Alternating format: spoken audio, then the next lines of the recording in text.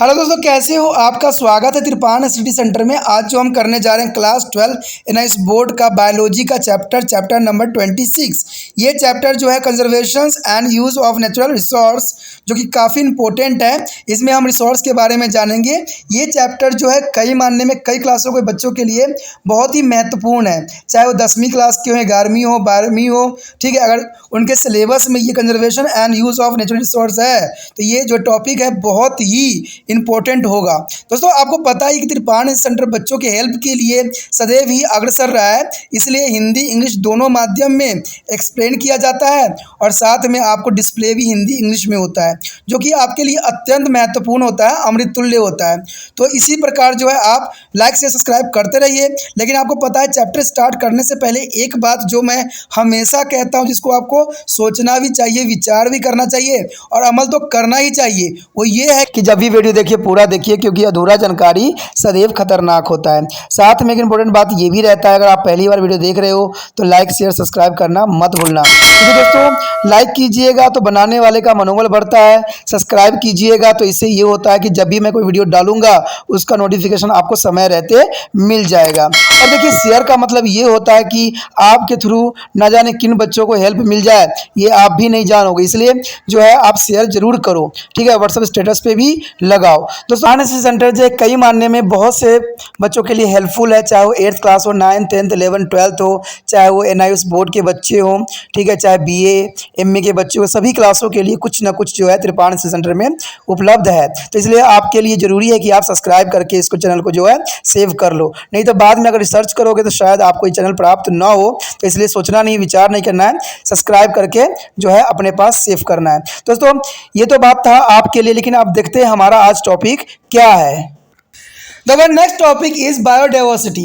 There is the most important topic here is the biodiversity. When you observe our surrounding, we find different types of plants is ranging from the small green grass to large tree. The large variety of animals from a teeny insect to the human beings and the many other big animals. Besides this are macroorganisms in their soil, air and water that we cannot be see through our naked eyes. And these varieties of plant, animal and macro together form to the biological diversity या biodiversity of our surrounding. So biodiversity can be defined as the flora and fauna is a variety of all plant, animal and microbe of region. The next here is an important of biodiversity is the biodiversity is initially for the maintain of ecosystem. It maintain a gaseous composition of atmosphere, control a climate, help in the nature, pest control and pollination of a plant by the insect and bird, and soil formation of the conservation, water purifications and conservation of a geochemical cycle, etc. The sum of use of biodiversity are given below. The first is a food. All kind of food is derived from a plant and animals. And next is a drugs and medicine. The around 25% of drugs are obtained from plants is a quinines. Use of the treatment of malaria is obtained from the Chinona is officinalis. All the antibiotics are derived from to the microbe. And then next is the culture and aesthetics value. That you enjoy to the watching of butterfly, animal, birds and flower. The ecotourism is a source of income. That is the important here. And their religion value, the plant like a tulsi, people, banana, an animal like a cow, ox, elephant are worshipped. And their biodiversity is a conservation stimuli for maintain of ecosystem. It is also required for the disposal and pollinations in a plant and the formation and the conservation of the soil and purification and conservation of water. तो यहाँ पर जो है जैव विविधता के बारे में हम पढ़ने जा रहे हैं, यानी बायोडाइवर्सिटी के बारे में। देखिए, जैव विविधता का मतलब यही होता है कि जीवों में विभिन्नता। कहते हैं अपने चारों ओर देखने में हमें छोटे हरे घासों से लेकर बड़े बड़े वृक्ष और अनेक प्रकार के जंतु, छोटे छोटे कीटे से लेकर बड़े बड़े जानवर तक दिखाई देती हैं। यानी ये जैव विविधता ही तो है। इसके अलावा मृदा, वायु, जल में सूक्ष्म जीव पाए जाते हैं जिन्हें हम आंखों से नहीं देख सकते। ये सभी प्रकार के पादप, जंतु और सूक्ष्म प्राणी सम्मिलित रूप से आपके चारों ओर जैव विविधता का निर्माण करते हैं। यानी यही जो जीव जंतु होते हैं जो चारों तरफ उपस्थित होते हैं उसी को ही हम बायोडाइवर्सिटी के नाम से जानते हैं। अगर सिंपल डेफिनेशन लिया जाए तो इसमें सिंपल यही कह सकते हो कि जैव विविधता को किसी स्थान में पाए जाने वाली पादप और जंतु अर्थात वनस्पति एवं जंतु समूह में विद्यमान प्रजाति एवं सूक्ष्म जीवों के प्रजातियों में पाई जाने वाले विविधता के रूप में परिभाषित किया जा सकता है। यानी इनमें जो विविधता पाई जाती है, जो अंतर पाई जाती है, उसे को ही जैव विविधता कहा जाता है। अब यहाँ पर बात आती है कि जैव विविधता का महत्व क्या है, आखिर जैव विविधता की क्या इंपॉर्टेंस है। कहते हैं पारिस्थितिक तंत्र के अनुरक्षण के लिए जैव विविधता आवश्यक है। यह वायुमंडल में गैसीय संगठन से बनाए रखने, जलवायु नियंत्रण करने, जो है प्राकृतिक रूप से कीट नियंत्रण में सहायक होते हैं। कीट व पक्षियों के द्वारा पादपों का परागण करने, मृदा निर्माण तथा संरक्षण करने अथवा जल जो है शुद्धिकरण तथा संरक्षण करने के लिए जैव भू रासायनिक चक्र आदि कार्यों को बनाए रखती है। यानी जैव विविधता का ही मानने में इम्पोर्टेंट है, क्योंकि आपको पता है चाहे जितनी भी प्रक्रिया होती है जैव विविधता के कारण होती है, क्योंकि यही जीव जंतु जो होते हैं नेचर को शुद्ध और स्वच्छ बनाए रखने में अपना महत्वपूर्ण योगदान देते हैं। लेकिन इंसानों की वजह से क्या हुआ है, ये नष्ट होते चले जा रहे हैं। आए दिन आपको पता लगेगा कि बहुत से जो जीव जंतु है डेंजरस स्पीसीज में चले जा चुके हैं। ठीक है, कहते हैं ये खाद्य सभी प्रकार खाद्य पदार्थ पादपों जंतुओं से प्राप्त होते हैं, औषधि और पौधे। तो ये काफ़ी इंपॉर्टेंट है कि औषधि और औषधियाँ क्या होती है। ठीक है, इसमें लगभग 26% औषधि एंड ड्रग्स जो है पादपों से ही प्राप्त होती है। उदाहरण के लिए अगर क्विनीन जैसे मलेरिया के इलाज में प्रयोग होता है, जो कि अमेरिका को भी परेशान करके रख दिया था, जो है सिनकोना अफिनोसेनिलियस से प्राप्त होती है। साथ ही सभी प्रतिजैविक यानी एंटीबॉडी सूक्ष्म जीवों से प्राप्त होती है। उसके पश्चात है संस्कृति और सौंदर्य परक मूल्य। देखो आपको जो है पता ही होगा कि तितलियाँ, जानवर और पक्षियों फूलों को देखकर कितना आनंद आता है, कितना अच्छा लगता है। इसके अतिरिक्त जो है पारिस्थितिक सब जो है पर्यटन यानी इको जो टूरिज्म है, मनोरंजन के साथ साथ आय का भी स्रोत है। कहते हैं ये तितलियाँ, जानवर, पक्षियों को और फूलों को देखने के लिए दूसरे देशों से जो है भारत में लोग पलायन करते हैं और यहाँ पर जो है टूरिज्म के रूप में जो है भारत की इकोनॉमिक्स को इतना अच्छा ग्रोथ करवाते हैं। तो ये सारे संभव क्यों हुआ, क्योंकि जो प्राकृतिक में सौंदर्य मिले हुए हैं जो हैं, उन्होंने जो है दुनिया के लोगों को आकर्षित किया है और उनको देखने के लिए विवश किया है, जिससे भारत की इकोनॉमिक्स भी काफ़ी ग्रोथ कर जाती है।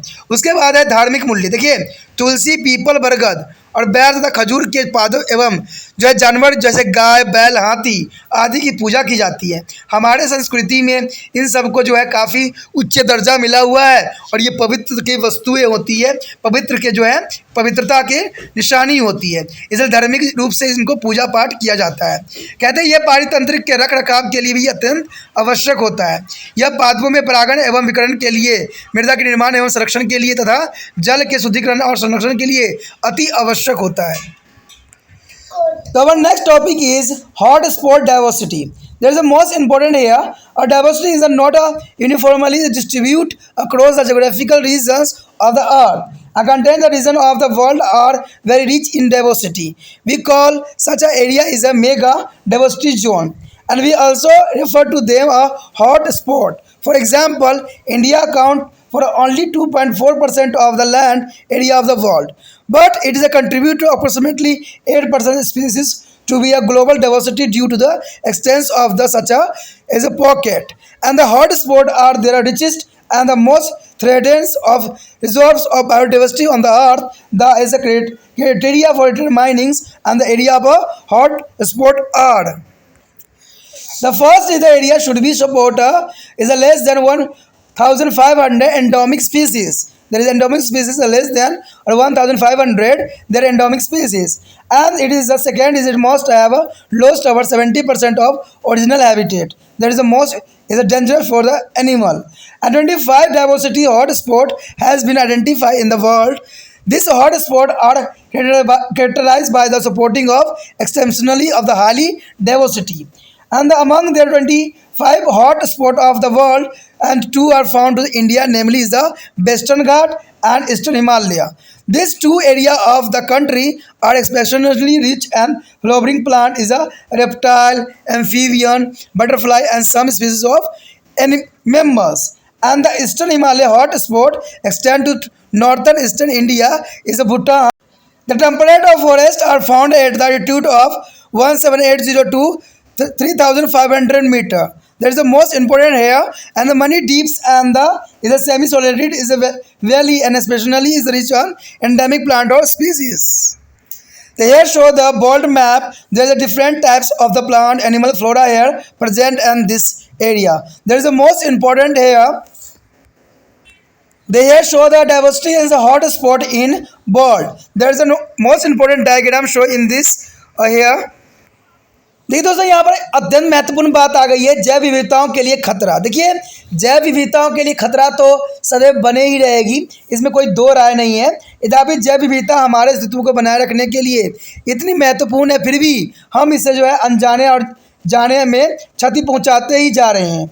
चाहे जान के करो या अनजान में करो, लेकिन हम तो करते ही जा रहे हैं। प्रत्येक जो है जीवन के लिए खतरा का विषय बन सकता है और इसके कारण संकट भी आ सकती है। कहते हैं बहुत सी प्रजाति जो है विलुप्त हो गया है और विलुप्त होने का कारण भी जो है इंसानों की गतिविधियां ही है। कहते हैं पेड़ काट कर प्राकृतिक वास का नाश हुआ है और अर्धभूमि का भराव, घास वाली जमीन की जुताई व वनों का जलाए जाना भी इसके सबसे बड़ा सबब बनी है। जनसंख्या वृद्धि के कारण भोजन के शरण मकान की इतनी ज़्यादा मांग हो गई है जो एकल फसल उगाने की प्रथा को बढ़ावा देती है। इसका परिणाम यह हुआ है कि कई अन्य फसलें अदृश्य हो गए हैं। आपको पता है कई फसलें जो होती है नहीं हो रही है, जिसकी वजह से उनकी दिन पर दिन महंगाई हो रही है। अगर हम देखे जाए, यहाँ मक्का की बात लिया जाए, अगर देखा जाए तो मक्का जो होती है वो पहले के समय में यूज़ करने के लिए जो है गरीब से गरीब इस्तेमाल जो है लोग जो थे इस्तेमाल करते थे, लेकिन आज के समय में वो गरीबों को भी नसीब नहीं हो रहा है। ठीक है, ये आज के समय में गरीबों को भी नसीब नहीं हो रहा है, क्योंकि चावल और कहते हैं कि जो गेहूं का आटा है उससे अधिक जो महंगा हो गया, मकई की आटा हो चुका है। तो आप समझ सकते हो कि अगर पुराने समय में आपके पास दादा दादी होंगे या कोई भी होगा तो उनसे पूछना कि आप पहले के समय में किस वस्तु का जो है उपयोग अधिक से अधिक करते थे, तो जर्नल सी बात वो कहेंगे मकई के जो आटे होते थे उनके से हम बहुत सारे भोज्य पदार्थ बनाते थे। लेकिन आज वही आपके घरों में प्राप्त नहीं होगा, आपके घरों में नहीं मिलेगा। कारण क्या है? इसका कारण है कि सारे चीज़ें जो है ख़त्म होती चली जा रही है, उनका उपयोगिता ख़त्म होते जा रहा है। तो आने वाला समय में पता नहीं हम किस चीज़ पे जिएंगे, ये भी बताना संभव नहीं है। कहते हैं अगर देखा जाए औद्योगिकरण ने, शहरीकरण ने पादपों और जंतुओं के प्राकृतिक आवासों परिवर्तन और नष्ट कर दिया है। ये तो बात आपको शुरू से ही मैं बता रहा हूँ कि जो औद्योगिकरण और शहरीकरण के क्या कारण हुआ है। सारे जीव जंतु जो हैं कहते हैं उनके आवास तो आप लोगों ने ख़त्म कर दिया, वो जो है सड़कों पे आ गए हैं और सड़कों पे आए दिन आपको कोई ना कोई जीव जंतु मरा हुआ आपको नज़र आएगा ही आएगा। तो आने वाले समय में हो सकता है कि इनका अस्तित्व ही ख़त्म हो जाए। तो कैसे इंसान का अस्तित्व बनेगा, ये तो संभव ही नहीं है। चौथी बात यही बताती है कि मृदा वायु को जल प्रदूषण के फलस्वरूप जो है वायवीय गुणवत्ता में परिवर्तन आए हैं, जिससे संवेदनशील प्रजातियां कम हो सकती है या पूर्णतः लुप्त हो सकती है। अभी अगर आप रेड डाटा बुक उठा के देखो तो ऐसे बहुत से जीव जंतु जो है वो जो है ख़त्म हो गया है, विनाश हो गया है, नष्ट हो गया है। चाहे आप दूसरे देशों से क्यों नहीं यहाँ पर इंडिया में ट्रांसपोर्ट करवाओ, बहुत जीव जंतु करवाओ ट्रांसपोर्ट, लेकिन कहते हैं ना कुछ जो जीव जंतु के लिए जो पर्यावरण पर्याप्त होता है उसी में रहना वो पसंद करती है और कहते हैं हम तो किसी चीज़ की कदर ही नहीं करते हैं। तो ये जीव जंतु जो हमारे देश के धरोहर थे वो आज नष्ट हो चुके हैं, ख़त्म हो चुके हैं। ये रेड डाटा बुक जो है सारी बातें बता रही है और ये आप जानते भी हो, इसमें कोई दो राय नहीं है।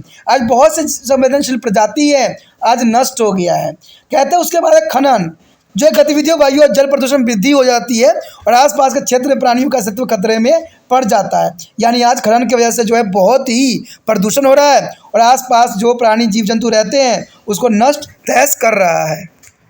उसके पश्चात बांधे, सड़कें एवं रेल पथ के निर्माण में जंगल, चरगाहें आदि बड़े भाग नष्ट होते चले जा रहे हैं, जिससे जैव विविधता अस्त व्यस्त होती चली जा रही है।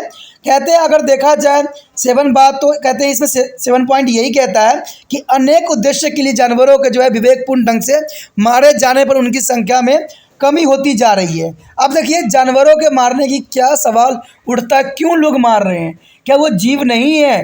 क्या उनको जीवित रहने का अधिकार नहीं है? तो ये बहुत ही कहते हैं सोचने का और विवेकपूर्ण बनने का समय है। कहते हैं कि इस क्षेत्र में अन्य विदेशी प्रजाति के प्रवेश से उनकी प्राकृतिक जैव विविधता संकट उत्पन्न होती है। देखिए जैसे कि मैं अभी आपको बता भी रहा था कि दूसरे देशों से अगर जीव जंतु को अपने देश में लाते हो तो कहते हैं हर जीव जंतु के अपने क्षेत्र होते हैं जहाँ वो सर्वाइव करते हैं।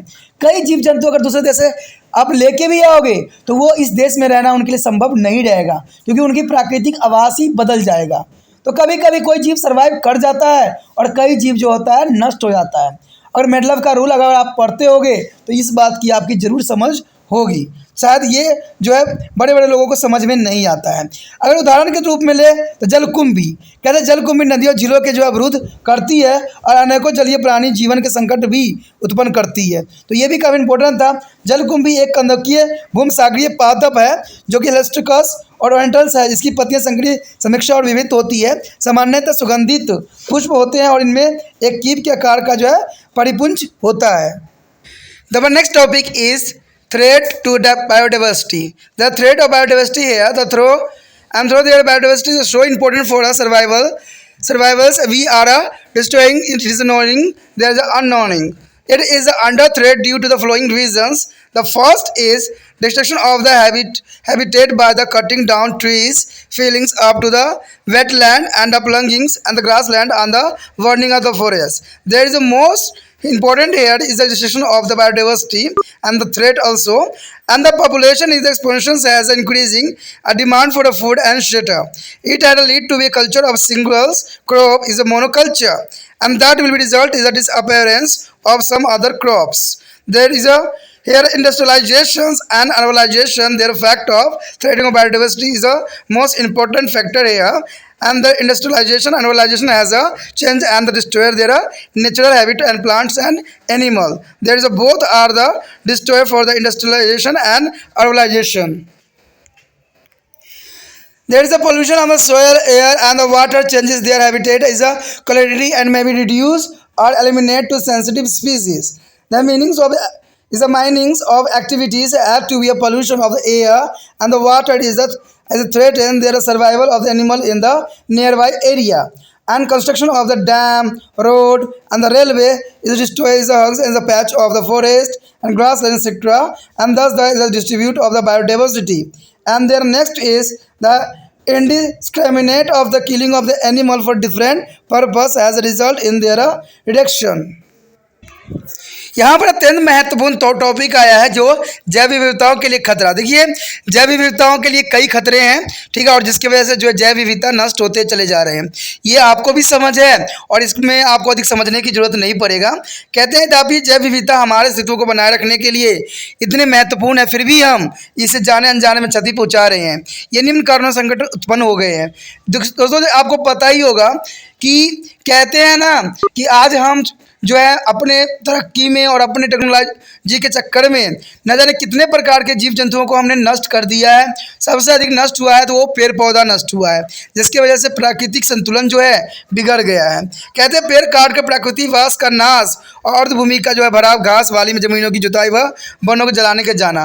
कहते हैं ये सारे हैं जैव विविधताओं के लिए खतरे उत्पन्न किए जा रहे हैं। चारों तरफ देखना कि हर जगह जो है बड़े बड़े जंगलों में आग लग जाती है। न जाने ये आग कैसे लगती है, मुझे आज तक समझ नहीं आया इस बात का। कहते हैं लाखों एकड़ में आग लग जाता है। कहते हैं बड़े बड़े एरिया जहाँ लावा होती है और लावा निकलती है वहाँ पर आग लगना संभव है, बट कहते हैं ऐसे जगह पे भी आग लग जाती है जहाँ पर लगने की संभावना बहुत ही कम होता है। तो हो सकता है कि लोगों के लालच की वजह से ये आग बहुत जल्दी फैल भी जाती होगी। कहते जनसंख्या वृद्धि के कारण भोजन और शरण मकान की इतनी ज़्यादा मांग हो गई है जो एकल फसल उगाने की प्रथा को बढ़ावा देती है। इसका परिणाम स्वरूप यह हुआ कि कई अन्य फसलें अदृश्य होते चले जा रहे हैं। देखिए दोस्तों ये बात बहुत इंपॉर्टेंट है। आज के समय में जो किसान भी हैं वो वही कृषि करना चाहते हैं जो कि आए दिन के भोजन की सामग्री है, लेकिन उन वस्तुओं उन पेड़ पौधों को नष्ट हो गया है। वो जो है फसलें ख़त्म हो गई है जो कि बहुत कम अमाउंट में किया जाता था। तो ये भी एक विनाश का कारण बन रहा है, क्योंकि वो छोटे अमाउंट में की जाती थी लेकिन वो बहुत ही इम्पोर्टेंट होता था हमारे शरीर के लिए भी और हमारे जीवन के लिए भी। लेकिन आज किसान क्या कर रहे हैं, जिनमें उनके अधिक से अधिक पैसा मिल सकता है वो फसलें कर रहे हैं और बाकी छोटे मोटे फसलों को जो है इन्होंने बिल्कुल ही नष्ट करके रख दिया है, जिसकी वजह से जो है बहुत काफ़ी प्रॉब्लम आई है। कहते हैं ये सब कारण जो है जनसंख्या की बढ़ोतरी के कारण है। देखिए दोस्तों, ये बात तो है कि जनसंख्या बढ़ी है, बहुत बढ़ी है, लेकिन सबसे बड़ा कारण ये भी है कि आज जो है कोई भी परिवार के सदस्य जो हैं एकल रहना चाहते हैं, वो संयुक्त परिवार में रहना नहीं चाहते हैं।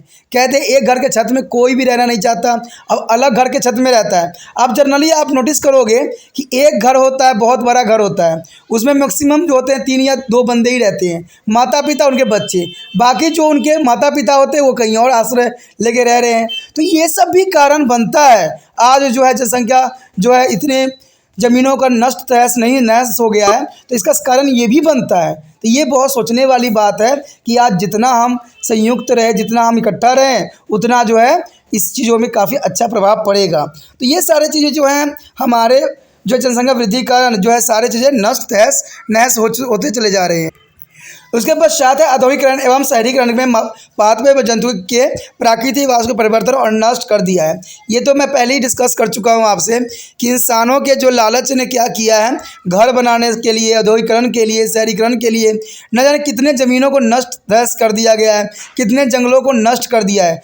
कहते हैं मृदा, वायु और जल प्रदूषण के फलस्वरूप अवायवीय गुणवत्ता में परिवर्तन आए हैं, जिससे संवेदनशील प्रजातियां कम होती चली जा रही है और पूर्णतः लुप्त भी हो गई है। हमने काफ़ी चर्चा भी इस पर भी किया था कि आज जो है गिद्ध जो है वो नष्ट होता जा रहा है और ना जाने पर्यावरण में कितने पक्षी हैं जो नष्ट तहस नहस हो गए हैं। कारण क्या है? हमारे जो है बढ़ रहा है, जो ग्लोबल वार्मिंग बढ़ रही है, जो आप 5G लेते आ रहे हो, 2G 3G 4G, तो इनका प्रभाव किन पे पड़ रहा है? ये फिल्म में भी दर्शाई गई थी, अगर शायद आपको याद हो तो। ठीक है, फिल्म में भी बात बताई गई थी कि हमारे जो है रेडिएशन से जीव जंतु जो है नष्ट होते जा रहे हैं। लेकिन कहते हैं उस फिल्म को लोगों ने जो है मिलेनियम बना दिया, सब कुछ कर दिया, लेकिन ज्ञान किसी ने नहीं लिया, सिर्फ फिल्म को देख के परे मार दिया। तो कहते हैं अगर आप ऐसे ही परे मारते रहोगे तो कहते हैं वहाँ पर तो चलो चिट्ठी था, बचा लिया पूरा दुनिया को, पूरा संसार को, लेकिन यहाँ चिट्ठी नहीं आने वाला है। आपको ही इसमें संघर्ष करके अपना जीवन को त्यागना पड़ेगा, क्योंकि कोरोना वायरस ने इस बात को सबूत दे चुका है कि मैं फिर से आऊँगा और फिर त्राहिमाम मचाऊँगा। क्योंकि आप लोगों ने क्या किया, प्राकृतिक जो हर चीज़ को तहस नहस करने के लिए खुद ही स्वयं तैयार होता है। और इसका साक्षी आज नहीं है, पुरातन समय से चला आ रहा है कि जब पृथ्वी पे जो है पापों का घड़ा बढ़ेगा और जब तक इंसान जो है गलत रास्ते पर चलेगा, तब तक पृथ्वी जो है ऐसी अंगड़ाई लेगी जहाँ इंसानों की जो है अस्तित्व मिट जाएगा। तो ये हुआ भी है। कोई ग्रंथ ले लो, कोई कुछ भी ले लो, तो पुराण ले लो, पुराने टाइम का, उसमें सारी बातों का जिक्र है और सभी ग्रंथों में जिक्र है, सभी चीज़ों में जिक्र है। तो हो सकता है कि ये नष्ट होने के कगार पे आ चुका हो और इंसान की जो है आज आंखों पर पट्टी बंध गया हो। तो कहते हैं ये बात बहुत ज़रूरी है। कहते हैं हर एक इंसान की यहाँ पर अत्यंत महत्वपूर्ण होता है। अब यहाँ पर 5वीं बात यही आता है कि खनन और गतिविधियों से वायु एवं जल प्रदूषण में वृद्धि होती जा रही है और आसपास के क्षेत्र में प्राणियों का अस्तित्व खतरे पर रहा है। तो ये तो बहुत ही उचित बात है कि वायु और जल प्रदूषण में वृद्धि तो हुई है। कहते हैं इतना प्रदूषित हुई है कि आज स्वच्छ जल पीने के लिए भी उपलब्ध नहीं है। लोग सोच रहे हैं कि हमारे पास टेक्नोलॉजी है, हम फ़िल्टर लगा लेंगे, हम एक्वागार्ड लगा लेंगे, लेकिन मुझे पता है कि मशीन वो क्या काम करके दिखाएगी जो नेचर स्वयं करती है। प्राकृतिक का चीज़ ले लो और एक आर्टिफिशियल चीज़ ले लो, दोनों में ज़मीन आसमान का अंतर होता है। तो आप जितना एक्वागार्ड लगा लो, जितना कर लो, लेकिन कुछ भी उससे प्रभाव नहीं होगा। ठीक है, कुछ भी उससे इफेक्ट नहीं होगा। कहते हैं जो नेचर को अगर गंदा करोगे तो किसी न किसी रूप में आपके अंदर ही वो प्रवेश करेगा। तो यही बात यहाँ पर भी आ रहा है कि जितना खनन होगा उससे वायु और प्रदूषण और जल प्रदूषण होना संभव है। आसपास के क्षेत्रों में प्राणियों के अस्तित्व खतरे में पड़ते जा रहे हैं, इसमें कोई दो राय नहीं है। अगर आप बाहर चलते हो, रोड पे देखते हो, तो आए दिन कोई ना कोई जीव जंतु आपको रोडों पे मरा हुआ मिल सकता है। कारण क्या है? उनकी आवास हमने नष्ट कर दिया है। अब वो जाएँ तो जाएँ कहाँ? जहाँ पर उनका आवास था वहाँ पर हमने रोड, हाईवे, सड़क बना दिया है। कहते हैं आज इतने सड़क बन गए हैं कि हर गली में अगर मुड़ो तो मुड़ने के लिए 50 सड़क आपको मिल जाती हैं। पता नहीं इतने सड़क बना के हम क्या दिखाना चाहते हैं कि हम प्रगति भारत की ओर बढ़ रहे हैं, लेकिन प्रगति नहीं है, हमारी दुर्गति है। और हमारी दुर्गति क्या, उन जीव जंतु का भी दुर्गति है जो हमारे साथ जिंदा रहने के लिए हमेशा अग्रसर है और प्रयत्नशील है और जिसकी वजह से जो है प्राकृतिक संतुलन बना हुआ भी है। कहते हैं बांधों, सड़कों एवं रेल पथ के निर्माण में जंगल एवं चरगाह आदि के बड़े ही भाग नष्ट होते जा रहे हैं, जैसे विविधता जो अस्त व्यस्त हो जा रहे हैं। दोस्तों ये बात जो है बहुत ही इम्पोर्टेंट है, क्योंकि बांध, सड़कें और रेल पथ क्या निर्माण इतने हो रहे हैं कि आप समझ ही नहीं सकते।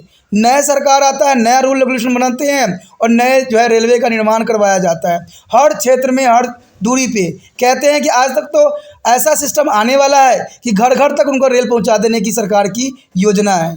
लेकिन ये सरकार सोच रही है कि इसके न जाने कितने जीव जंतु नष्ट हो रहे हैं, कितने खेत खलिहान नष्ट होते जा रहे हैं इससे, लेकिन हो कुछ भी फ़ायदा नहीं रहा है। आज भी जो है सूखा आपको देखने को मिल जाएगा, आज भी जो है आपको गंदा पानी पीते हुए लोग दिख जाएंगे। इनसे कुछ भी नहीं हो रहा है, सिर्फ ये बातें सिर्फ बनाई जा रही है, होता है इसका कुछ भी उपयोग नहीं है और ना ही ये जनमानस के लिए ये फ़ायदेमंद रहता है। अगला पॉइंट जो है, अनेक उद्देश्य के लिए जानवरों के जो है विवेकपूर्ण ढंगों से मारे जाने पर उनकी संख्या में कमी होती चली जा रही है। दोस्तों, भारत में एक बहुत बड़ी समस्या होता है, लोग अपने गरुड़ और अपने आन के लिए न जाने कितने जीव जंतु को नष्ट करते चले जा रहे हैं। ठीक है, इसका मुझे कोई एग्जाम्पल देने की ज़रूरत नहीं है, आप स्वयं समझदार हो कि जो जयपुर में कांड चली, न जाने कितने साल पुराना कहानी है और केस आज तक चल रही। कहते हैं आज हमारे समाज में लोग अपने आन और शान के लिए न जाने कितने जीवों पर अत्याचार कर रहे हैं और कई जीव जो मार भी देते हैं। ठीक है, लेकिन इनका कुछ भी प्रभाव नहीं पड़ता है। वो बड़े लोग होते हैं, उन पे केस चलती है और केस तो आपको पता है कि 100 साल तक चलती ही रहेगी जब तक इंसान ख़त्म नहीं हो जाता। तो ये सिर्फ एक विडंबना है कि लोग अपने अविवेकपूर्ण ढंग से जो है जी हम जानवरों को मारते हैं और अपने शौक़ के लिए जानवरों का जो है हत्या करते हैं, जो कदाचित उचित नहीं है, क्योंकि वो जीव जंतु हमारे लिए अत्यंत महत्वपूर्ण होते हैं, क्योंकि ये इकोसिस्टम में जो है बैलेंस बनाने में उनका जो है बहुत ही महत्वपूर्ण योगदान होता है। कहते हैं किसी क्षेत्र में अन्य विदेशी प्रजाति के प्रवेश से उनकी प्राकृतिक जैव विविधता का संकटमय होती है। उदाहरण अगर जलकुंभी लिया जाए तो नदियों में झीलों के अवरुद्ध करती है और अनेकों जलीय प्रजातियों के जीवन के संकट उत्पन्न करती है। तो ये तो काफ़ी इंपॉर्टेंट बात आ जाता है। अगर ये बात अगर जर्नली देखें तो आपको क्या लगता है कि दूसरे देशों से जानवर ला के इंडिया में रखना, क्या ये उनके आवास को चेंज करना नहीं हुआ? क्या वो सर्वाइव कर पाएंगे? क्या वहाँ यहाँ के जो जीव जंतु है वो सर्वाइव कर पाएगा? तो ये बहुत बड़ी विडंबना है, बहुत बड़ी सोच है, क्योंकि ये बेशकली मैं एक बात जानता हूँ कि जितना मर्जी आप जानवरों को दूसरे देशों से ले आएँ, क्योंकि वो जानवर उस हैबिटेट के लिए काफ़ी सूटेबल था, लेकिन क्या पता यहाँ के जो पर्यावरण को सूटेबल ना हो और क्या पता यहाँ के जो जीव जंतु रह रहे हों उनके लिए संकट का विषय बन जाए और ये नष्ट भी हो जाए। तो ये बहुत बड़ी विडंबना है। ठीक है, ये बात समझने की और इस पर जो है चर्चा करने की आवश्यकता है। कहते हैं अगर हम देखें जलकुंभी तो एक कदाचित भूमि सागरीय पादप, ये यानी हाइसिनियसल एरोस्टिलियस ओरिजिनल्स है। इसकी पत्तियां संक्रिय, असीमाक्ष और विविधतापूर्ण होती है। सामान्यतः सुगंधित पुष्प होते हैं तथा इनमें एक कीप के आकार का जो है परिपुंज होता है, जो कि बहुत काफ़ी इंपॉर्टेंट बात है। The next topic is conservation of biodiversity. Here is the most important topic here, and there is a two basic category of the conservation of biodiversity: is a in situ conservation and ex situ is a conservation. There are in and exo. There in is on site. The conservation include to the protection of the plant animals within their natural habitat or protected area. The protected area are areas and the areas of their land and the sea is dedicated to protection of the maintenance of biodiversity. For example, our national park, world sanctuaries, biosphere reserve, etc. There is the most important for the is on-site protection area. Another is a ex-roots off-site, means conservation of the plant and the animals is outside. There is a natural habitats. This include to botanical garden, zoo, the genes bank, DNA bank, seed bank, and pollen banks, seeding and the tissue culture, etc. There is a most important category here, the ex-roots off-site as plant. जैव विविधता का संरक्षण। तो दोस्तों यहाँ पर जैव विविधता का संरक्षण आ गया है, क्योंकि आपको हमारे अस्तित्व को बनाए रखने के लिए पता ही है कि जैव विविधता महत्वपूर्ण है और इसके नष्ट होने के कारणों की जानकारी प्राप्त हो गई है कि कारण क्या क्या है। हमने बहुत कारणों पर यहाँ पर डिस्कस भी किया है और जानने की कोशिश किया कि जैव विविधता का नष्ट होने का कारण क्या बन रहा है। अंततः हम अब इसका संरक्षण किए जाने पर विचार करते हैं कि जो कि जरूरी भी है।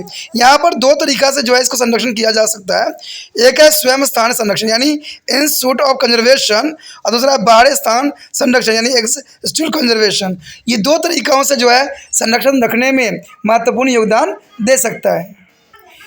इसमें पहला तो यही आ जाता है स्वस्थानिक संरक्षण में पादपों एवं जंतुओं को उनके प्राकृतिक आवासों के अंदर अथवा सुरक्षित क्षेत्रों में आरक्षित किया जाता है। आरक्षित क्षेत्र भूमि और समुद्र वे क्षेत्र हैं जिन्हें जैव विविधता के रख रखाव एवं संरक्षण के लिए समर्पित किया गया है। अगर उदाहरण देखें तो राष्ट्रीय उद्यान और वन्य जीव अभयारण्य, शैवाल निचल आदि पाया जाता है।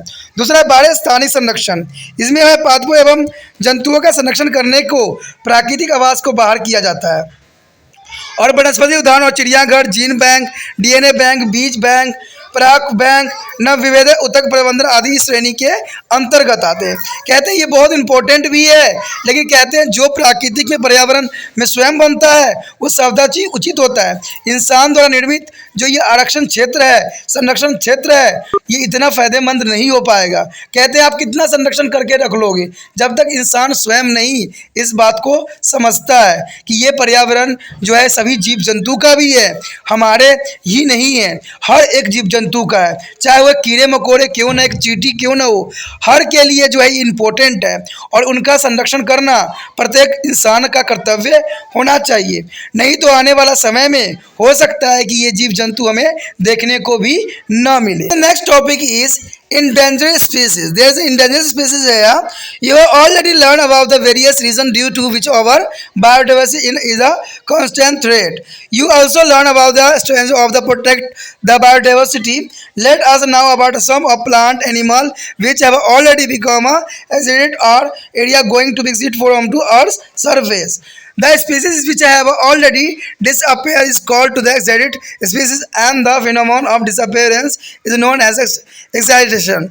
And another category of species called to the endangered species are those which has been reduced in a number to a critical levels of facing of the high risk of extinction in their near future. The World Conservation Union forming International Union of the Conservation of Nature and Natural Resources mean IUCN has installed the indigenous plant and animals in the Red Data Book. The Red Data Book is important for the few endangered plant and animal are listed below. The first is a endangered animal is a Asiatic lion, green citrus and located thread, and the tortoise, martial crocodiles and gharials, tiger, rhinoceros, Aztec elephant and Indian python. There also is the great Indian bustard butterfly. There is an endangered animal, but endangered plant here is a preserved plant, Indobelodona, Orchidea, Nilgiris lily, and Ginkgo biloba is a melons here tree. दोस्तों यहाँ पर जो है संकट one प्रजाति यानी endanger species कौन कौन से, देखिए हमने पहले भी बात बताई थी कि बहुत से इंसानों की गतिविधियों से जीव जंतु जो होंगे नष्ट हो जाएंगे और हो भी चुके हैं, लेकिन कुछ जीव जंतु जो है जो नष्ट होने के कगार पे हैं उसके विषय में हमने यहाँ चर्चा करना है। हमने पहले ही अनेक कारणों का अध्ययन कर चुके हैं जिन्हें जैव विविधता निरंतर खतरे में है। अपने जैव विविधता के संरक्षण की जो है रणनीति के बारे में भी जानकारी प्राप्त कर ली है। अब हम उन पादप और जंतु के बारे में जानेंगे जो विलुप्त हो चुके हैं या पृथ्वी पर से विलुप्त होने के कगार पे है। प्रजाति जो पहले ही समाप्त हो चुकी है वह विलुप्त प्रजाति यानी स्पीसीज कहलाती है और जो विलुप्त होने की घटना के विलोपन कहलाता है। तो दूसरे श्रेणी में जो प्रजाति संकटमय प्रजाति कहलाती है। ये प्रजाति है जिनकी संख्या संकटपूर्ण स्तर तक कम हो गई है और इनके निकट भविष्य में विलुप्त होने का सबसे बड़ा खतरा देखा जाता है। अगर देखा जाए तो विश्व संरक्षण संगठन जिनका प्रवर्ती नाम प्राकृतिक संसाधन संरक्षण के लिए अंतर्राष्ट्रीय संघ यानी international union of conservation of natural and the natural resource means की IUCN था, जो संकटमय पादप एवं जीव प्रजातियों को लाल आंकड़े पुस्तक यानी रेड डाटा बुक में जो है सूचीबद्ध किया गया है। इसमें से कुछ संकट पादपों एवं जंतुओं की सूची यहाँ पर दिखाया गया है।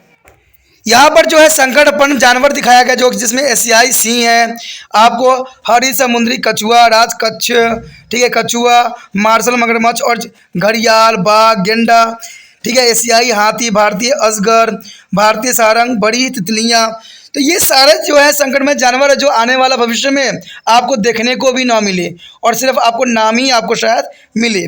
तो ये बहुत इंपॉर्टेंट बात यहाँ पर है जो समझना जरूरी है। संकट उत्पन्न पादप यानी पौधों के बारे में हम बात करें तो सबसे पहले घटपर्णी यानी पिचर प्लांट जो है खत्म होने के कगार पे आ चुका है। भारतीय जो है बेलाडोना भी जो है खत्म होने के कगार पे है। ऑर्किडल्स भी जो है उसी कैटेगरी में आती है और नीलगिरी लिली ये भी उसी कैटेगरी में आती है। और जिको बैलोवा यानी जिको बैलोवा जो है अथवा मेडर हेयर ट्री ये भी जो है ख़त्म होने के कगार पे आ चुका है और हो सकता है कि आने वाले भविष्य में हमें ये न दिखे। The next topic is wildlife. The wildlife is now we shall learn about their important source of nature is called wildlife. At the home, you may have a pet dog or cat, even some of maybe have a cow, buffalo, sheep, goat, etc. In your garden, you maybe grow different types of vegetables and flowering plant. In addition to this, there are other plants and animals which are not be cultivated by you. The plants, animal, and the macroorganism other than their cultivated plants and domesticated of animal are considered wildlife. The animal and plant living in their natural habitat considered as a wildlife. That is a animal and plant living their natural habitat is called the wildlife. The wildlife form of the important resource as it is a play a major role in maintaining ecological balance. There is a maintaining of ecological balance or it is a used to in a research and experimental material and also used to the instructionally purpose and like other source it is also fencing several thread, so it is should be a conserve and there are maintained for the use of future generation. The next topic is a need for the conservation of wildlife. There are wildlife need to the conserved for maintaining ecological balance for supporting life. And second is a preventing different kind of species here the biodiversity and proposing to the economically important plant and animal and conserving there is a endangered species. There is most important factor need for the conservation of wildlife here. So our next topic is a method of conservation of the wildlife. After the now there is a need for the conservation of the wildlife. Let us discuss how to the conserve it. We cannot protect it by adopting a various mean like is establishing of the biosphere reserve, the national park and the sanctuaries and the is the alterations and tree planting and program and a special theme for the preservation of the threatened of species and improvement of natural habitat of wildlife. There is the most important method for conservation of the wildlife here. And also is the educated people about the need to method of conservation of wildlife and the formulation of act of regulation to prevent of posing of killing animal for a sport and money. And here the wildlife is a big is begin to observe the Indian month of July every year since 1955. There is a fact. There is a 1955. It's a aim at creating awareness among the people about the importance of wildlife and the highlight the conservation of management of need of wildlife here. That is the most important things here. दोस्तों यहाँ पर जो है वन्य जीवन के बारे में वाइल्ड लाइफ के बारे में है जानना हमें। देखिए वाइल्ड लाइफ होती क्या है, वाइल्ड लाइफ होता है क्या ये जानना आपके लिए अत्यंत महत्वपूर्ण रहेगा। कहते हैं जब हम प्रकृति की जो है महत्वपूर्ण स्रोतों के बारे में जानकारी प्राप्त करेंगे जिसे वन्य जीवन कहा जाता है। घर में आपके पास पालतू कुत्ता, बिल्ली, गाय, भैंस, बकरी आदि हो सकते हैं। ये सारे जो होते हैं जीव कहलाते हैं। अपने देर में आप विभिन्न प्रकार के सब्जी, फूल और फलों का उगा सकते हैं। इसके अलावा भी दूसरे पादप व जंतु हैं जो आपके द्वारा उगाए या पाले नहीं गए हैं। ऐसे पादप जंतु जो उगाए गए पादप एवं घरेलू पशुओं के अलावा होते हैं वो वन्य जीवन कहलाते हैं, यानी जो वन्य में रहते हैं, यानी वाइल्ड लाइफ। वाइल्ड देखिए जो आप घरों में पालते हो वो सारे डोमेस्टिकल में आते हैं, यानी वो सारे डोमेस्टिकल एनिमल कहलाते हैं। लेकिन जो प्राकृतिक अवस्था में पाए जाते हैं, जो प्राकृतिक रूप में रहना पसंद करते हैं, उसे हम वाइल्ड लाइफ कहते हैं, यानी वन्य जीवन। नाम से ही स्पष्ट हो रहा है कि ये सारे जो होते हैं वन्य जीवन होते हैं। और ऐसे पादप जंतु जो उगाए गए पादप घरेलू पशु के अलावा होते उसे वन्य जीवन कहलाते हैं। तो ये बात आपको क्लियरली समझ में आ गया होगा। आपने प्राकृतिक आवास में रहने वाले पशु व प्राणी अन्य जीवन और निर्माण करते हैं। तो ये बात आम है कि जो प्राकृतिक आवासों में रहने वाले पशु व प्राणी वन्य जीवन का निर्माण करते हैं, यानी सभी से मिलके ही वन्य जीवन बनता है। मान लीजिए अगर कई जीव नष्ट हो जाते हैं तो वन्य जीवन कहना संभव नहीं होगा। वन्य जीवन एक महत्वपूर्ण संसाधन है, ठीक है, यानी कह सकते हो कि ये वन्य जीवन जो है एक तरह के संसाधन है, क्योंकि यह जो है प्राकृतिक संतुलन को बनाए रखता है और इन्हें अनुसंधान के लिए प्रौद्योगिक पदार्थों के रूप में और मनोरंजन के उद्देश्य से भी व्यवहार में लाया जाता है। अन्य साधनों की तरह भी ये संकट में का सामना कर रहे हैं, अंततः इन्हें भविष्य की पीढ़ियों के उपयोग हेतु संरक्षित संभाल कर रखना चाहिए। तो संभाल के हम रख कैसे कर सकते हैं, जब तक हम इसको जो है प्राकृतिक आवास नहीं देंगे। कहते हैं आप जितना मर्जी आर्टिफिशियल बना लीजिए, जितना मर्जी आप इसके लिए उदाहरण बना लीजिए, लेकिन जो प्राकृतिक आवास होती है वो प्राकृतिक आवास ही होती है। तो ये बात जानना अत्यंत महत्वपूर्ण है। कहते हैं जो नेचर ने दिया है वो नेचुरल ही रहेगा, जो हमने बनाया है वो हमारा जो है मैन मेड ही कहलाएगा। हम उसकी तरह नहीं बना सकते जिस प्रकार नेचर स्वयं बनाती है। आगे जो है वन्य जीवन के संरक्षण की आवश्यकता। तो ये क्यों आवश्यकता है? वन्य जीवन का संरक्षण निम्न कारणों से किया जाना अत्यंत महत्वपूर्ण है। जीवन का जो बनाए रखने हेतु प्राकृतिक संतुलन कायम रखने के लिए। अब देखिए कितना इंपॉर्टेंट बात यहाँ बता दिया गया। तभी तो मुझे अफसोस होती है कि सारी बातें किताबों में लिखी गई है, सारे जगहों पे लिखी गई है, लेकिन लोग उस पर अमल कर ही नहीं रहा। न सरकार अमल कर रहा है, न इंसान अमल कर रहा है, कोई अमल करने का नाम नहीं ले रहा। सिर्फ कुछ आवाज़ें उठाई जाती है तो सिर्फ वो लोग किताबी बातें बना के फाइल बना के रख देते हैं। अब यहाँ पर कितनी इंपॉर्टेंट बात बनाया गया है कि जीवन के हेतु बनाए रखने हेतु पारिस्थितिक संतुलन कायम करने के लिए ये वन्य जीवन अत्यंत महत्वपूर्ण है।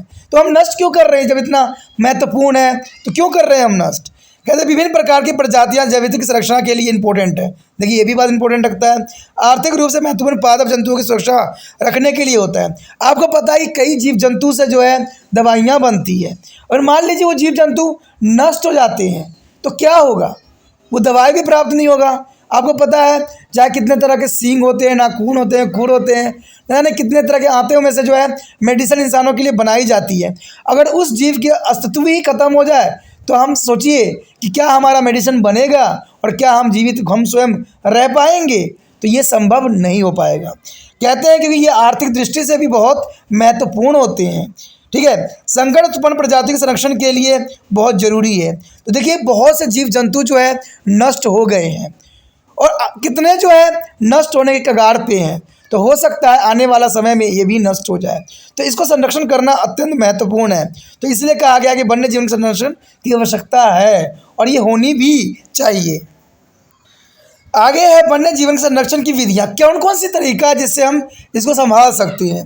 कहते हैं वन्य जीवन संरक्षण की व्यवस्था के बारे में जानकारी प्राप्त करने के पश्चात अब हम उनके संरक्षण के विषय में जानकारी प्राप्त करेंगे। इन्हें हम कई तरीकों से जो है संरक्षित रख सकते हैं। तो कौन कौन से तरीके हैं आइए देखते हैं। सबसे पहली बात तो यही आता है कि जैव मंडल आरक्षित क्षेत्र जैसे राष्ट्रीय उद्यानों को अभयारण्यों की स्थापना करें। देखिए यहाँ पर बात बताई गई है सिंपल वर्ड में कि जो मतलब आरक्षित क्षेत्र है उनको कड़ाई से जो है रूल रेगुलेशन को पालन करना चाहिए। लेकिन मुझे लगता नहीं कि रूल रेगुलेशन पालन होती है, क्योंकि बहुत से जीव जंतु जो है हाल ही समय में नष्ट हुए हैं। अगर आप इसके गूगल पर रिसर्च करोगे तो आपको समझ में आएगी और देखने को भी मिलेगा कि कई प्रजाति का जो समय काल है, जो संकट हुई है, संकट में ग्रस्त में गई है, वो यही 5-6 साल के अंतर्गत ही है। कहते हैं वन रोपण पादप रोपण कार्यक्रम द्वारा, यानी वन रोपण। देखिए वन लगाना, कहते हैं एक वन होने में जो है कई महीने कई साल लग जाते हैं। यानी एक पेड़ आप तो फटाक से काट देते हो मशीनों से, जो कि 15-20 मिनट लगता है, लेकिन अगर एक पेड़ को बड़ा होने में कम से कम 10 साल लग जाता है। तो आप अगर अभी कोशिश करोगे तो हो सकता है कि 10 साल के बाद जो है वन बने, वन्य जीवन बने। तो ये संभव बहुत मुश्किल कार्य है, बहुत दुर्गम कार्य है। कहते हैं तो दुर्गम कार्य, लेकिन किया जा सकता है। क्या पता आज के कार्य किया हुआ फ्यूचर के लिए एक अमृत तुल्य बने। तो ये बातें बहुत इंपॉर्टेंट यहाँ पर रखता है कि हम अगर वन्य रोपण करें या वन्य रोपण कार्यक्रम स्टार्ट करें तो हो सकता है कि इन वन्य जीवन की संरक्षण किया जा सकता है, इनको संभाला जा सकता है। संकट उत्पन्न प्रजातियों के संरक्षण के लिए विशेष योजना द्वारा। अब देखिए योजना की बात आई है तो सरकार की तरफ से जाने कितनी योजना बनाई गई है, लेकिन कहते हैं ना कि सरकार कितना कुछ करेगी, क्या हर जगह जाकर थोड़ी देख सकती है। कहते हैं सरकार तो इतना काम काजू है, कितना व्यस्त है कि उनको तो अपने विभाग में जाने के लिए अमावस्या और पूर्णिमा का इंतजार करना पड़ता है। और जैसे वो जाते हैं वैसे न्यूज़ में ब्रेकिंग न्यूज़ आ जाता है कि मंत्री जी अपने विभाग में जाके जो है सभी कर्मचारियों का सुध लिए। तो देखिए कितना ये मंत्री लोग व्यस्त होते हैं जिनको अपने विभाग में जाने के लिए अमावस्या पूर्णिमा की आवश्यकता होती है। तो वो कैसे करेंगे? कहते हैं संकट प्रजातियों के संरक्षण के लिए विशेष योजना तो हर जगह बनती है, योजना कहाँ नहीं है। एक बार आप अगर नेट पर सर्च मार के देखो कि वन्य जीवन के संरक्षण के लिए कितनी योजना बनाई गई है, एक लंबा चौड़ा आपको पेज खुल जाएगा जिसमें बहुत सी बातें दिखाई जाए। कहते हैं अगर देखा जाए वन्य जीवन के प्राकृतिक आवास में सुधार करके, देखिए वन्य जीवन की प्राकृतिक आवास को आप सुधार कैसे करोगे? आप तो आए दिन पेड़ पौधों काटते चले जा रहे हो, तो वो जो है नेचुरल रूप में नहीं बन पाएगा। कहते हैं वन्य जीवन के प्राकृतिक आवासों में सुधार करके। देखिए दोस्तों यहाँ पर बात तो बहुत इंपॉर्टेंट बताई गई कि वन्य जीवन के प्राकृतिक आवासों में सुधार करके।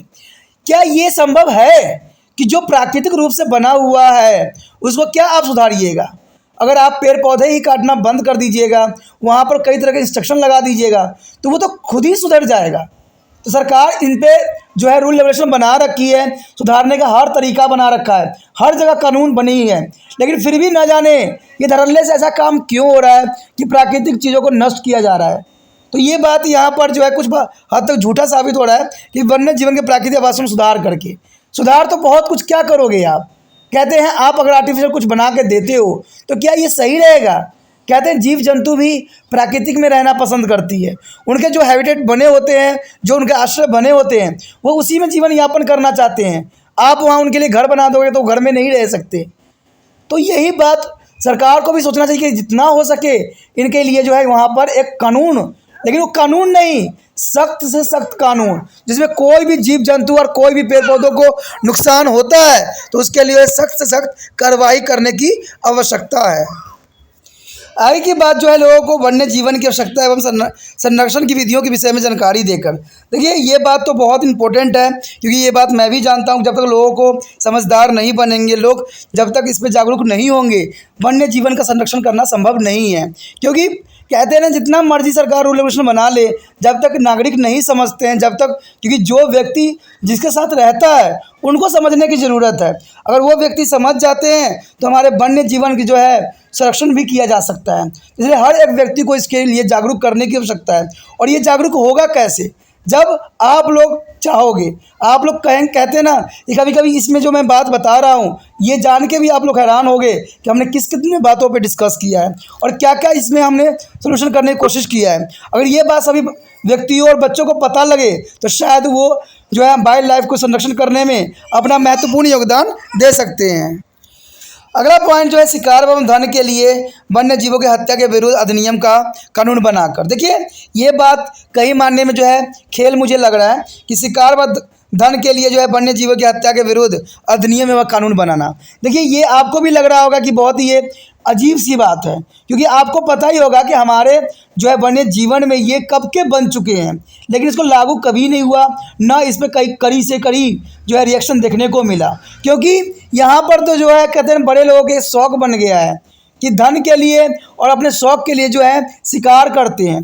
अगर आप कहते हैं भारत सरकार के अगर फाइल को उठाकर देख लो, ठीक है, जिसमें बहुत सारे ऐसे केस होंगे जो वन्य जीवन की हत्या के ऊपर लगाए गए हैं, लेकिन इन केसों का कुछ भी नहीं हुआ।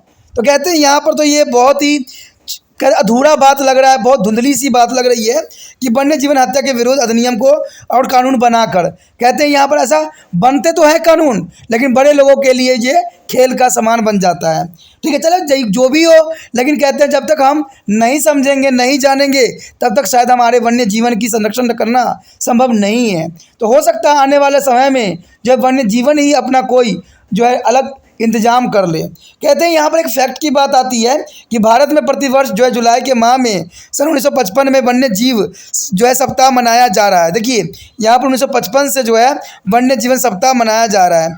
इसका उद्देश्य लोगों के बीच जो है वन्य जीवन के महत्व के प्रति जागरूक पैदा करना है। वन्य जीवन के संरक्षण एवं प्रतिबंधित आवश्यकताओं का विशेष उल्लेख किया गया है, जो कि काफ़ी इंपॉर्टेंट है।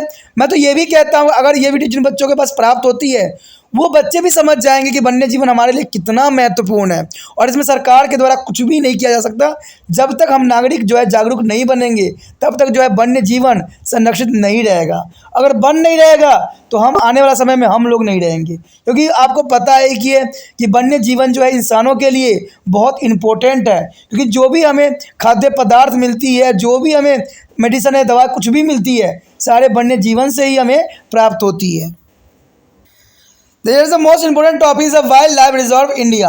The reserves in the India here, many national park and sanctuaries has been established by preserve to the wildlife in the natural environment. Some of this give a below along with the important species found in these. Is the Kaziranga Sanctuary Assam one as awarded to the rhinoceros, and the Manas Sanctuary is the Assam is the wild buffaloes, and the Gir Forest is the Gujarat, Lowen, cheetah, Sambar and the wild bears, and the Kalorong Bird Sanctuary is the Andhra is the pelicans of the marine birds, and the Dakogama Sanctuary Jammu and Kashmir there are Kashmiri stag Himalaya, Thar and the wild goats, sheep and anthropes, and the Bandipura Sanctuary is the Karnataka, India binoms elephant and the langurs.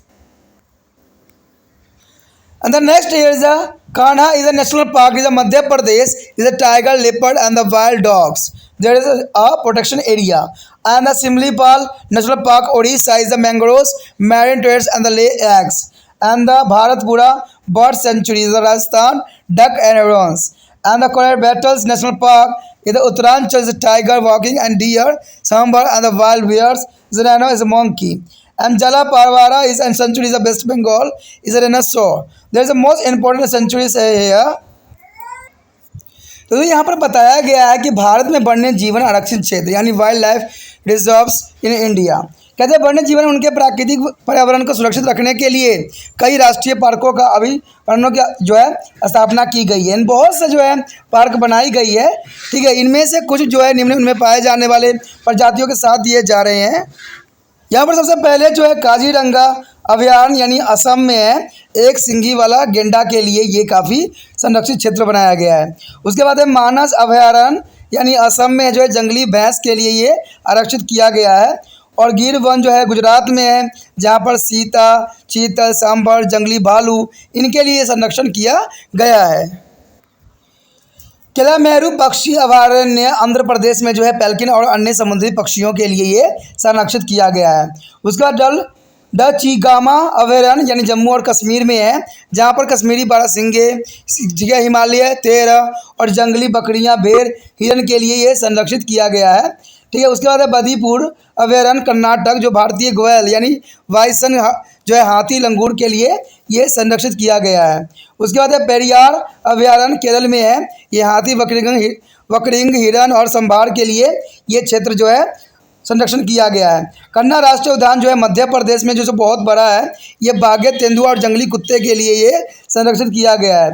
उसका सिमिलीपाल राष्ट्रीय उद्यान पक्षियों और मोगरा पुरान अंडे देने वाले समुद्री कछुआ के लिए ये जो है संरक्षित किया गया है। भरतपुर पक्षी अभयारण्य यानी राजस्थान में जो है बत्तख और बगुला के लिए ये संरक्षण कराने का एक उद्यान है। कहते हैं काबिल राष्ट्रीय उद्यान यानी उत्तराखंड में जो है बाघ, बड़किंगा, हिरन और सांबर, जंगली भालू, रीछ आदि के लिए बनाया गया है। अगर देखा जाए जलपूरा पारा में अभयारण्य पश्चिमी बंगाल में गेंडा के लिए संरक्षण किया गया है। The next is an agency and dealing with the conservation of wildlife. There are various agencies both at a national and international level which take care of the conservation of the wildlife. Some of this given below. The first is the Indian Board of Wildlife, means IBWL. It advises state government as wildlife protection, and second is the Constitutional of Indian include of forest and wildlife protection, and third is the World Wildlife Fund of the Nature is meant WWF. It is an international organization and the formed in the year is 1961 and it is engaged to the protection of the wildlife. India become a member of it is 1969 and has to be headquartered in Mumbai. It is support to the whale now is a project of tiger. And the next is the International Union of Conservation of the Nature and Natural Resources, means IUCN. The World Conservation of Union WCU is engaged in the protection of the wildlife and their habitat. And the last is the conservation of the international trade is a Dangerous species mean CITES sits is on the international organization to check the trade of protection from the endangered animal. India became a party of the CITES in the 1976. And there is a regulation of the conservation. The various act the law has been passed in the Indian Constitution is the conservation of natural resource, and some of them are here. The Environmental Protection Act is in 1986, and the Forest Conservation Act is in 1980, and National Forest is a policy in 1988, and Wildlife Protection Act in 1972 and amendment in the 1991. There is the most important regulation of the conservation of wildlife.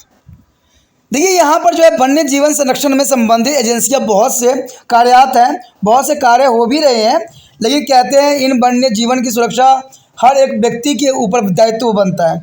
ये एजेंसियां तो सिर्फ एक नाम की होती है, बैठी हुई होती है। कहते हैं एक घटना भी घटी थी कि हमने एक देखा था गाय को जो बहुत बुरी हालत में थी, उसको हमने कंप्लेंट भी किया था, लेकिन उन्होंने कहा कि हम क्या कर सकते हैं।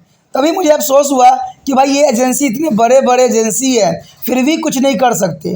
तो कहते हैं मैं एक ही बात जानता हूँ, जब तक हम लोग खुद जागरूक नहीं होंगे, जब तक हम खुद नहीं समझेंगे, इनकी प्रोटेक्शन होना संभव नहीं है। तो इसलिए हमें जो है जागरूक और इनके लिए सदैव ही संवेदनशील बन के रहना है और हर एक जीव की संरक्षण करने का जो है प्रण लेना है। लेकिन फिर भी अगर देखा जाए तो कहते हैं वन्य जीव संरक्षण के संबंधी बहुत सी एजेंसियां हैं और बहुत से लोग जो है इसमें कार्यरत हैं। तो इसमें कहते हैं पहला जो यही है Indian board for of wild life यानी IBWL। कहते हैं प्रांतीय सरकार को वन्य जीवन सुरक्षा के लिए ये सुझाव देती है सिर्फ कि हमें क्या करना चाहिए। भारतीय संविधान में वन एवं वन्य जीवन सुरक्षा की सम्मिलित भी किया गया है, तो ये भी चीज़ इंपॉर्टेंट है। कहते हैं world wild life for of the nature यानी WWF एक अंतर्राष्ट्रीय संगठन है। इसकी स्थापना 1961 में हुई और यह वन्य जीवन संरक्षण में लगा हुआ है। भारत कहते हैं सन जो 1969 में इसका सदस्य बना था, यानी 69 में इसका सदस्य बना था और इसकी मुख्यालय जो है मुंबई में है। इसमें जानी मानी बाघ परियोजनाओं को प्रोत्साहन दिया गया है। कहते हैं एजेंसियां जो है बहुत ही कार्यरत है और बहुत ही जो है वन्य जीवन को संरक्षण भी किया है और न जाने कई जीवन की रक्षा भी किया है। उसके पश्चात है international union for of conservation of natural resource यानी IUCN। ये वर्ल्ड जो है कन्वेंशन यूनियंस और WCI वन्य जीवन व उनके आवासों को प्रशिक्षण में संलग्न करता है।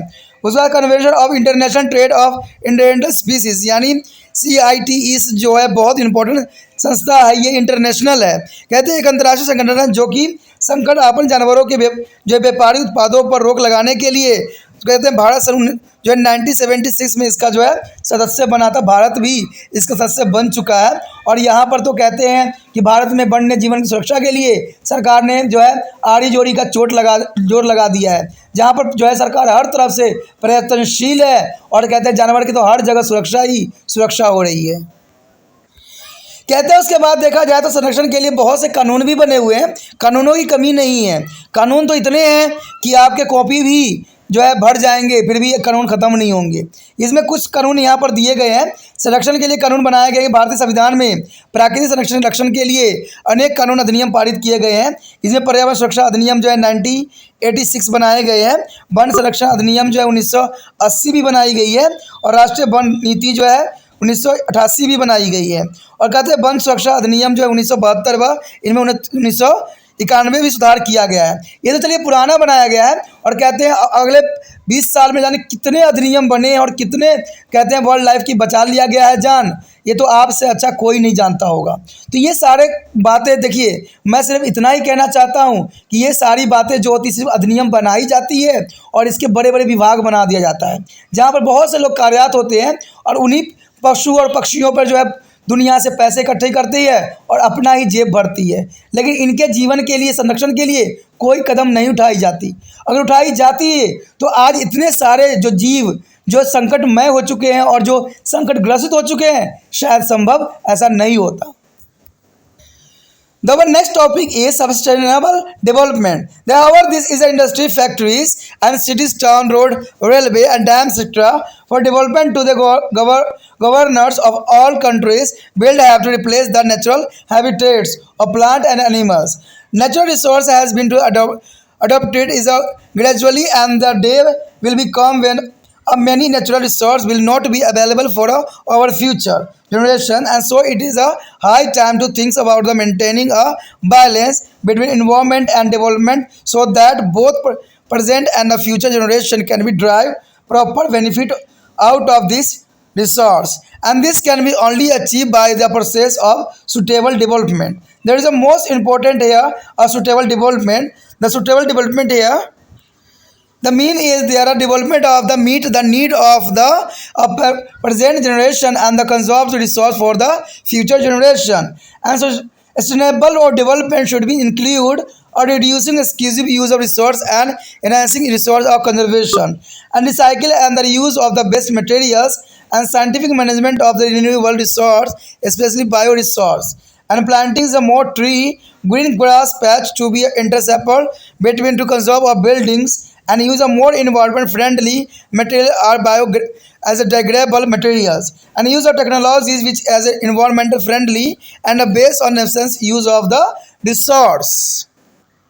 तो यहाँ पर जो आया है सतत पोषणीय परिवर्धन यानी सस्टेनेबल डेवलपमेंट, कहते हैं अभी तक हमने चर्चा किया है किस प्रकार विज्ञान एवं तकनीकी अग्र विकास के प्रयोग करते हुए हम जो है विद्यमान प्राकृतिक संसाधन का परिचालन द्वारा स्वयं को अनुकूल पर्यावरण का निर्माण किया है। यानी यहाँ पर जो है लोग बहुत तरक्की कर चुके हैं। यहाँ तो है इतने इंडस्ट्रीज़ बनाई गई है पर्यावरण संरक्षण के लिए, जिसका कोई विचार नहीं किया जा सकता। इस प्रकार हमने प्राकृतिक संसाधनों को अतिदोहन को फलस्वरूप न केवल प्राकृतिक पर्यावरण में परिवर्तन किया है, बल्कि कुछ जो है इस स्थिति में इसे नष्ट भी किया है। आधुनिक उद्योग पर फैक्ट्री, शहर और कस्बे, सड़क और रेल मार्ग, बांधे आदि के कारण पादपों और जंतु की प्राकृतिक आवास परिवर्तन हो चुका है, और इस प्रकार धीरे धीरे प्राकृतिक संसाधन समाप्त होते जा रहे हैं, और एक समय ऐसा भी आएगा जब इनमें से अधिक हमारी आगामी पीढ़ी के लिए उपलब्ध नहीं होगा, जिसमें कोई दो राय नहीं है। अंततः पर्यावरण एवं विकास के भी संतुलन बनाने के विषय में विचार करने के लिए ये अनुकूल समय है, ताकि वर्तमान और भविष्य की पीढ़ी दोनों को इन संसाधनों का उचित लाभ प्राप्त हो सके। यह लक्ष्य जो है बहानी और सतपोषणी विकास की प्रक्रिया द्वारा प्राप्त किया जा सकता है। मैंने कहा था दोस्तों कि सरकार की तरफ से हर एक योजना बनाई जाती है, तो उसमें से सतत पोषणीय परिवर्धन भी एक योजना है, जिसके द्वारा जो है भविष्य के लिए बचाए रखने के लिए एक स्पीसीज के रूप में ये चाहती है। मुझे तो ये लगता है कि जैसे खेल हो रहा है कि ये स्पीसीज बना के क्या करेंगे और कैसे जो है प्रोटेक्शन करेंगे। जब तक ये जागरूक नहीं होंगे इनको संरक्षित करना संभव ही नहीं है। अब देखा जाए तो सतत पोषणीय विकास क्या है? यह वह विकास है जो पर्यावरण पीढ़ी और आवश्यकताओं की पूर्ति करते हुए भविष्य की पीढ़ियों के लिए संसाधनों की संरक्षित रखता है। कहते हैं भविष्य के लिए इसमें हमें पानी, वायु, मृदा और दूसरे अन्य प्राकृतिक साधनों को ठीक उसी तरह से शुद्ध और प्रदूषण रहित रखना चाहिए जैसे कोई पृथ्वी पर पहले ही विद्यमान थे। अब देखिए ये भी बात जो है गलत है, क्योंकि हमने कहाँ रखा है? हमने पानी, वायु, मृदा, दूसरे चीज़ों को तो अपने राजनीतिक चक्कर में पीस पीस के इनको जो है प्रदूषित कर चुके हैं, पीस के जो है इनको हम बर्बाद कर चुके हैं। अगर देखा जाए तो सतत पोषणीय विकास में निम्न समावेश होना चाहिए कि संसाधनों को अत्यधिक प्रयोग को कम करना व साधनों को बढ़ाना। देखिए साधनों को बढ़ाया तब जा सकता है जब हम नए विकल्प की तरफ बढ़े। हम तो पुराने विकल्प को लेके ही आगे बढ़ रहे हैं। कहते हैं अवशिष्ट पदार्थों के पुण्य चक्रण व पुण्य उपयोग। कहते हैं अवशिष्ट पदार्थों को पुण्य चक्रण करना।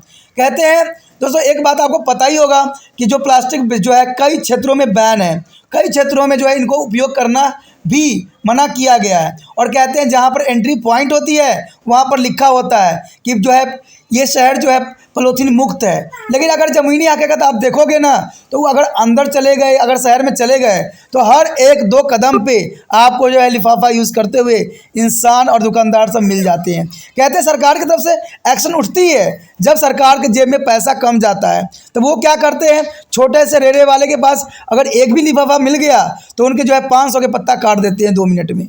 तो ये सिर्फ क्या है, अगर कोई चीज़ बैन की जाती है तो बैन का मतलब बैन होता है, न कि उसको धड़ल्ले से उपयोग करने के लिए विवश कर देते हैं। अब देखिए शराब भी कई क्षेत्रों में बैन है, लेकिन कई क्षेत्रों में जो है धड़ल्ले से उपयोग किया जाता है। कहते हैं जब कोरोना वायरस की थोड़ा सा झूठ दी गई थी तो उसमें सबसे पहले शराब की दुकान खोली गई थी। आखिर क्यों? शराब से क्या ह्यूमन सिस्टम तगड़ा होता है? जबकि पहले ही डॉक्टरों ने बता दिया है कि कोरोना वायरस ह्यूमन सिस्टम से बचाया जा सकता है कोरोना वायरस से, लेकिन सबसे पहले जब कोरोना वायरस का थोड़ा सा ढील दिया गया था, लॉकडाउन में ढील दी गई थी, तो सबसे पहले शराब की दुकान धड़ल्ले से खोल दिया गया हर एक राज्य में, और कई राज्य में तो बैन भी है, लेकिन वहाँ पर धड़ल्ले से पार्टियों में अगर आप नहीं देखोगे तो जिन्होंने बैन किया है ना, उनके पार्टी में जो है शराब धड़ल्ले से बिक रही होती है और लोग पी रहे होते हैं। ये ज़मीनी हकीकत है जिसको दो राय किसी का नहीं होना चाहिए।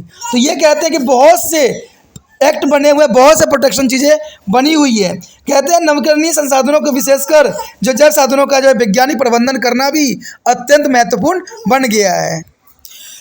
उसके पश्चात अधिक पेड़ लगाना, जो कि बहुत ज़रूरी भी है। कंकड़ी इमारतों के बीच हरी घास के छोटे छोटे जो है भूखंडों को विकसित करना, ये भी बहुत ज़रूरी है। जैव निम्नीकरण, अपमार्जक या पर्यावरण अनुकूल पदार्थों के जो है अधिक प्रयोग करना। देखिए ये सब चीज़ें जो है छोटी मोटी है, जो कि बहुत ज़रूरी भी है। अगर आप अपने आसपास कहीं भी एक पौधा भी लगा देते हो ना दोस्तों, तो ये काफ़ी इंपॉर्टेंट हो जाता है।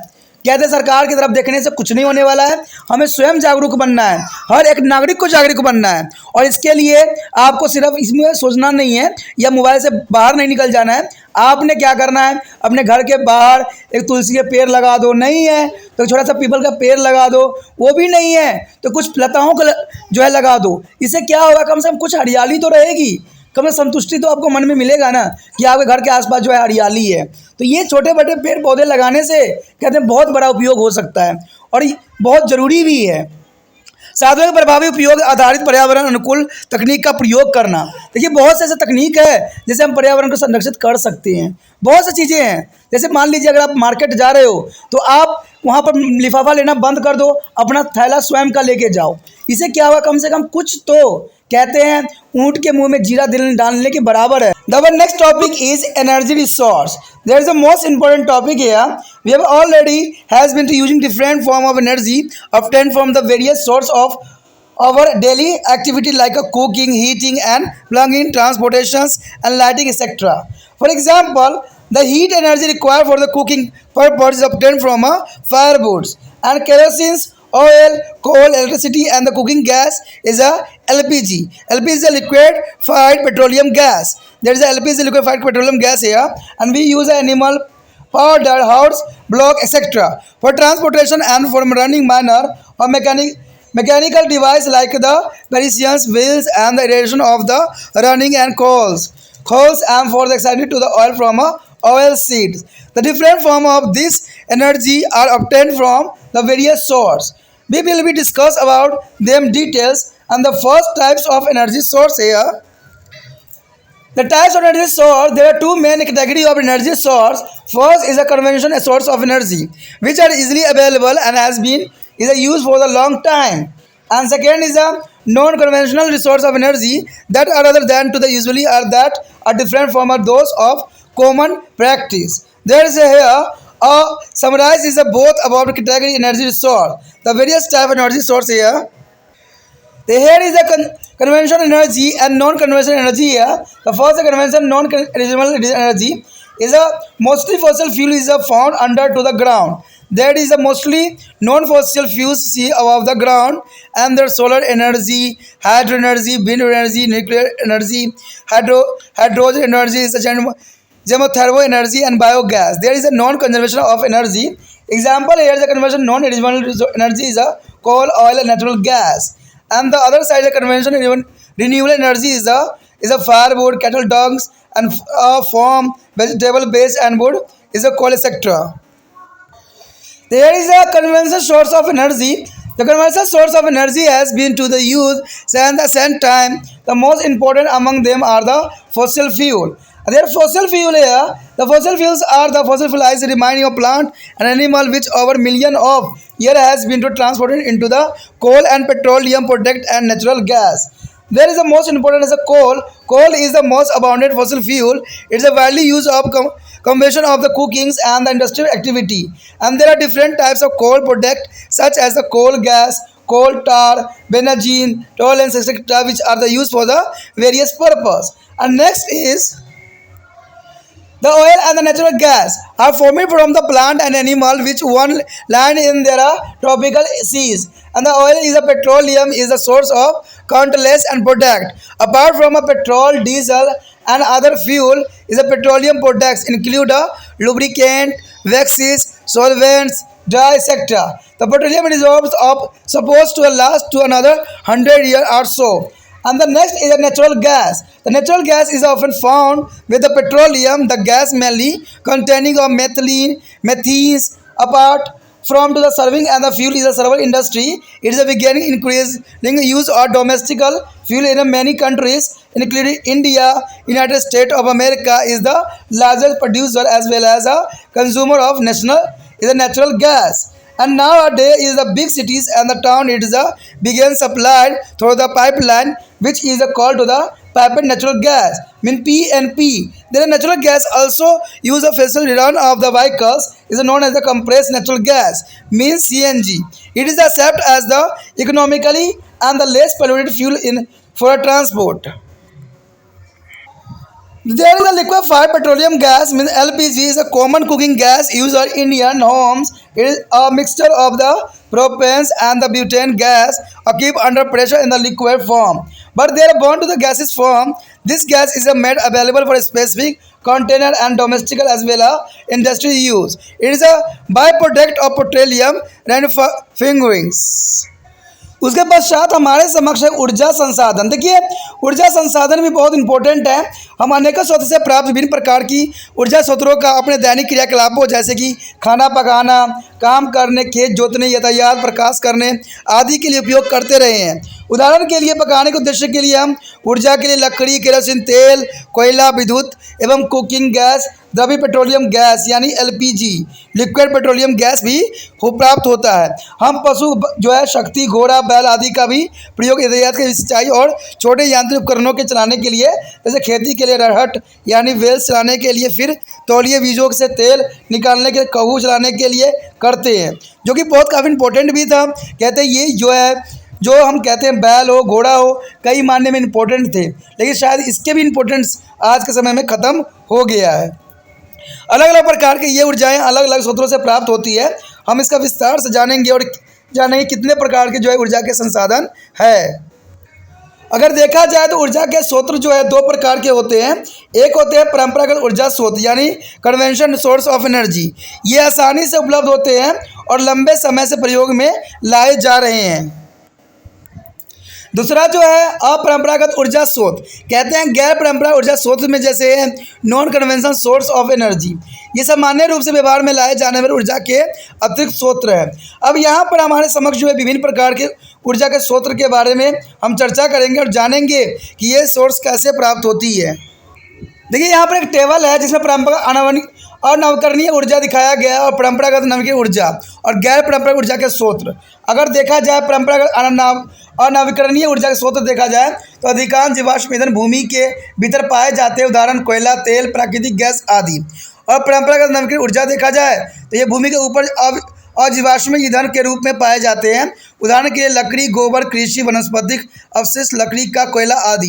अगर गैर परंपरागत ऊर्जा के स्रोत में देखा जाए तो इसमें सौर ऊर्जा आ जाता है, जलीय ऊर्जा आ जाता है, पवन ऊर्जा, नाभिकीय ऊर्जा, हाइड्रोजन ऊर्जा, भूमतापीय ऊर्जा और भी बहुत है जो कि बहुत काफ़ी इंपॉर्टेंट यहाँ रखता है। यहाँ पर सबसे पहले आता है परंपरागत ऊर्जा के स्रोत। पहले हम परंपरागत ऊर्जा स्रोतों की चर्चा करते हैं। इसका उपयोग प्राचीन काल से ही होता आ रहा है। उनमें बहुत से सबसे महत्वपूर्ण स्रोत जो है जीवाश्म ईंधन है। अंत हम जीवाश्म ईंधन के विषय में विस्तृत रूप से जानकारी प्राप्त करेंगे। तो सबसे पहले हमारे पास आता है फॉसिल फ्यूल यानी जीवाश्म ईंधन।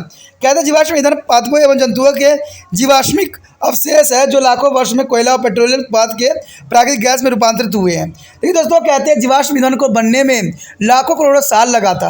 कहते हैं लाखों करोड़ साल, आपने डायनासोर के बारे में जाना ही होगा। कहते हैं अगर मान लीजिए उसी प्रकार के जीव जंतु रहे हों और किसी कारणवश वो मर गए तो उनके बॉडी में जो होता है तेल होता था और ये तेल जो है धीरे धीरे अपघटित होके कोई जो है पेट्रोलियम और तेल के रूप में कन्वर्ट हो गया, जिसको हम आज जो है आश्वन विधि द्वारा विभिन्न तापों पे जो है इनको अलग अलग फॉर्म में करते हैं। कहते हैं अगर कच्चा तेल जो है नॉर्मली होती है उसमें ही पेट्रोल, उसी में डीजल, उसी में केरोसिन और उसमें कोलतार प्रेजेंट होता है, तो इसको आश्वन विधि द्वारा जो है हम अलग अलग करते हैं। लेकिन इसको बनने में लाखों करोड़ों साल लग गया।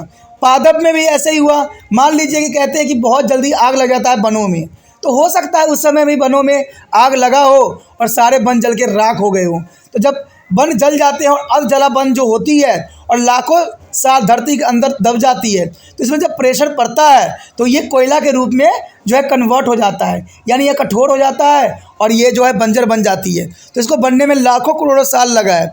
अब देखिए जिस प्रकार से हम इन चीज़ों का इस्तेमाल कर रहे हैं और ये अपने ख़त्म होने के कगार पे आ गया है, तो आप कैसे इसको बना सकते हो, सोचने वाली बात है। इसको बनने में जब लाखों करोड़ों साल लग जाते हैं तो लाखों करोड़ों साल हम कैसे इसको संरक्षित करेंगे और कैसे इसको बचा के रखेंगे, शायद ये संभव नहीं है। आगे है कोयला। तो क्या कोयला जो है सबसे प्राचीन जीवाश्म ईंधन है। यह पकाने व औद्योगिक गतिविधियों में दहन के लिए प्रयुक्त होती है। कोयले के अनेक उत्पाद हैं जैसे कोयला गैस, कोल तार, बेंजीन, टाइग्लिन्स आदि अनेक कार्य के लिए ये उपयोग किया जाता है। उसके पश्चात है तेल एवं प्राकृतिक गैस। देखिए ऑयल और नेचुरल गैस जो होती है उन पादपों व जंतुओं से बनती है जो किसी समय उष्णकटिबंधीय समुद्र में रहते थे। तेल या पेट्रोलियम अनियमित उत्पादों के स्रोत हैं जैसे पेट्रोलियम, डीजल, अन्य ईंधनों के अलावा पेट्रोलियम उत्पादों में स्नेक यानी लुब्रिकेंट, मोम, विलायक, रजक, डाई आदि भी आते हैं। पेट्रोलियम भंडार आगामी करीब कहते हैं 100 वर्षों या कुछ अधिक समय तक चल पाएंगे, उसके बाद ये सदैव के लिए ख़त्म हो जाएंगे। कहते हैं कि प्राकृतिक गैस अक्सर पेट्रोलियम के साथ पाई जाती है। इस गैस में मुख्यतः मीथेन पाई जाती है। विविध उद्योगों में ईंधन के रूप में प्रयोग होने के साथ साथ भारत सहित अनेक देशों में घरेलू ईंधन के रूप में भी इसका उपयोग बढ़ता ही जा रहा है। संयुक्त राष्ट्र अमेरिका प्राकृतिक गैस का सबसे बड़ा उत्पादक देश होने के साथ साथ सबसे बड़ा उपभोक्ता देश भी है। अब देखिए अमेरिका जो है ये सबसे अधिक उत्पादक भी करता है और सबसे अधिक उपभोग भी करता है, तभी तो यहाँ के जो कहते हैं विश्व में अमेरिका सबसे ऊपर बना पड़ा है। आजकल बड़े शहरों और कस्बों में गैस पाइपलाइनें द्वारा भेजी जा रही है जिसे CNG यानी पाइप नेचुरल गैस यानी पाइप नेचुरल गैस के नाम से जाना जाता है। कहते हैं प्राकृतिक गैस वाहनों को चलाने के लिए भी ईंधन के रूप में प्रयोग होता है। इसे संपीड़ित प्राकृतिक गैस यानी कंप्रेस नेचुरल गैस भी कहते हैं। ठीक है, इसे परिवहन के लिए जो है मित व्यय यानी सस्ते एवं कम प्रदूषण फैलाने वाले ईंधन के रूप में आज उपयोग किया जा रहा है। तो ये बहुत इंपॉर्टेंट है। कहते हैं कंप्रेस्ड नेचुरल गैस जो होती है CNG का बहुत इंपॉर्टेंट उपयोग है। जहाँ पर ये सस्ता है वहाँ पर जो है इसका प्रदूषण भी नहीं फैलता है। कहते हैं द्रव्य पेट्रोलियम गैस जो भारतीय घरों में सामान्य उपयोग किया जाने वाला खाना पकाने की गैस है। यह प्रोपेन और ब्यूटेन गैसों का मिश्रण है, यानी प्रोपेन CH4 का जो है ये मिश्रण है।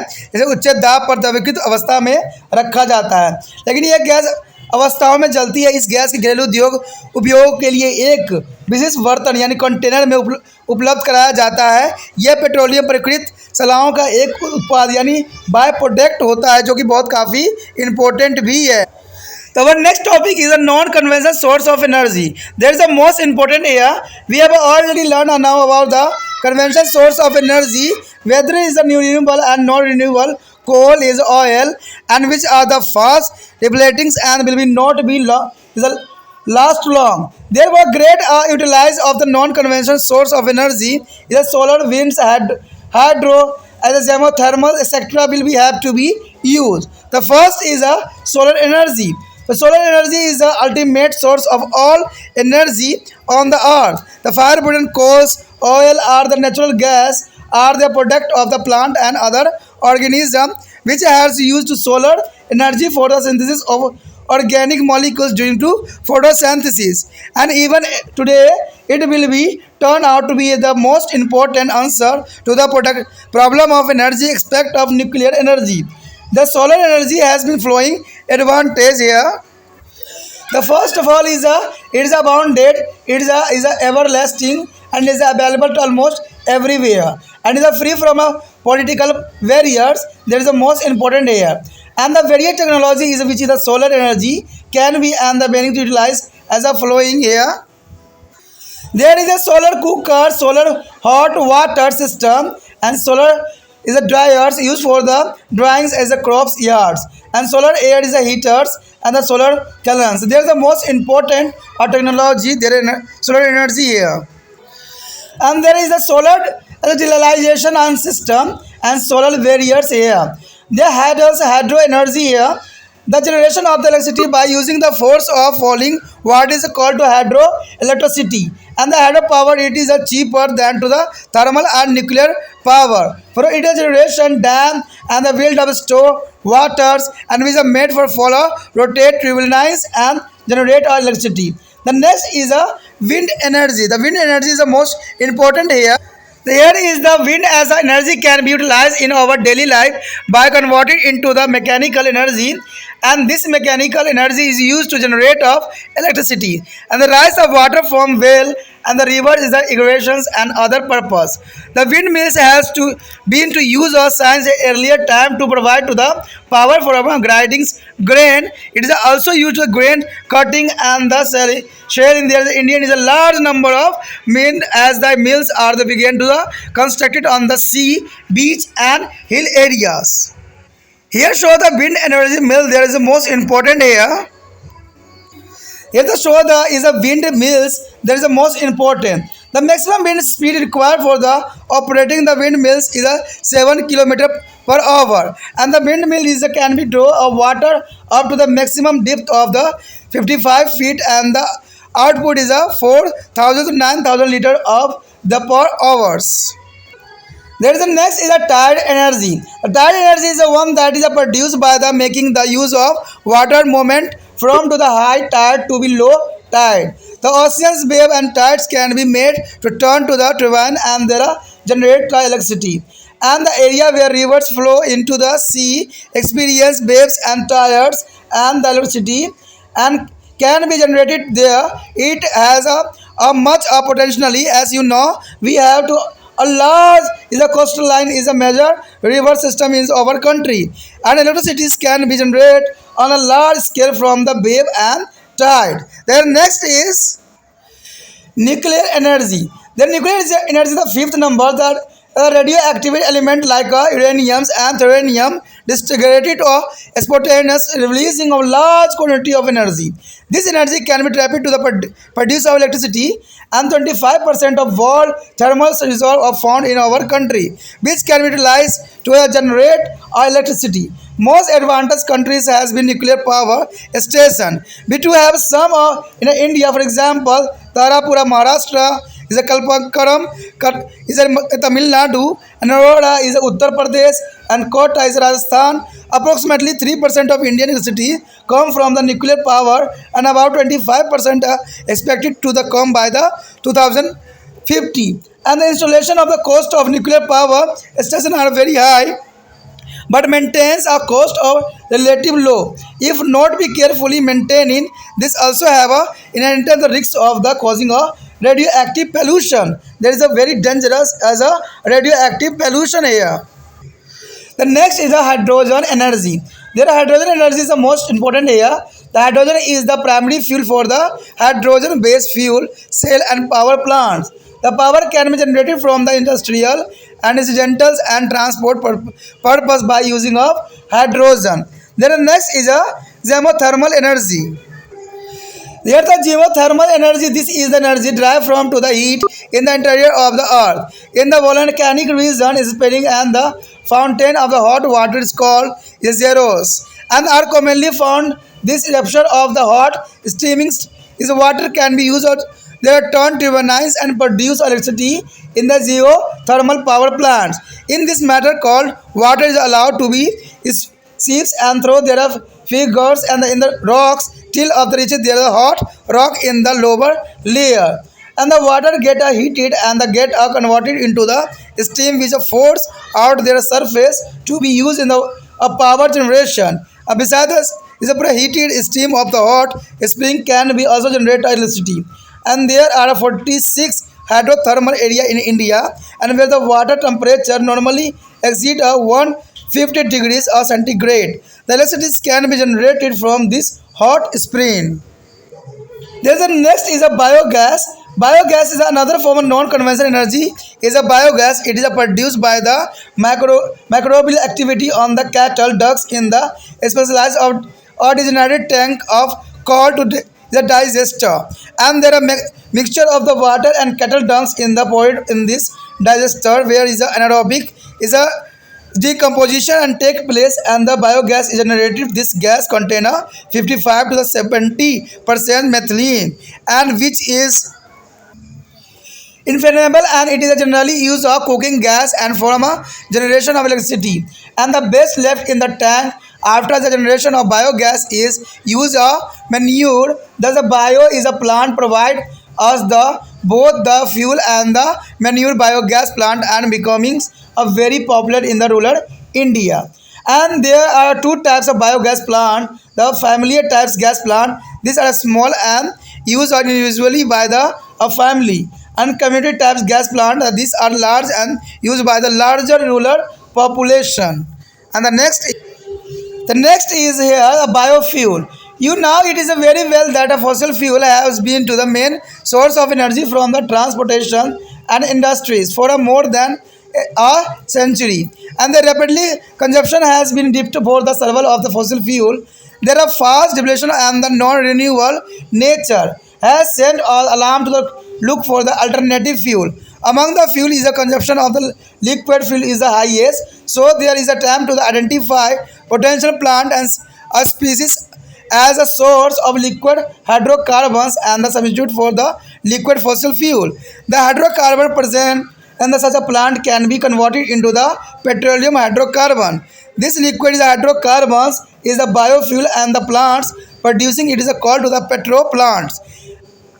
And the plant species is a Jatapora is a Coryphus is the most is a suitable ones. Which yards of biodiesels, the Indian Oil is a corporation for the carrying out of experimental for preparation of the biodiesels for the various is a vegetable or extract from to the rice, bran, plum, and carajia and the sunflower, etc.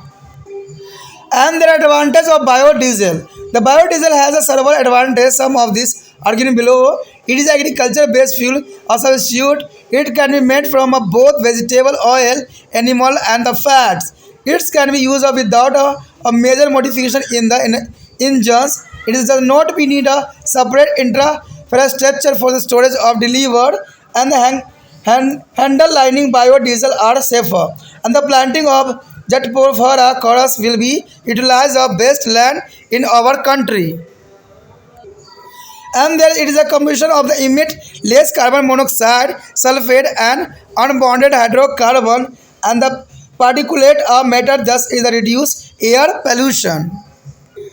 तो यहाँ पर अत्यंत महत्वपूर्ण बात आ गया है गैर परंपरागत ऊर्जा स्रोत।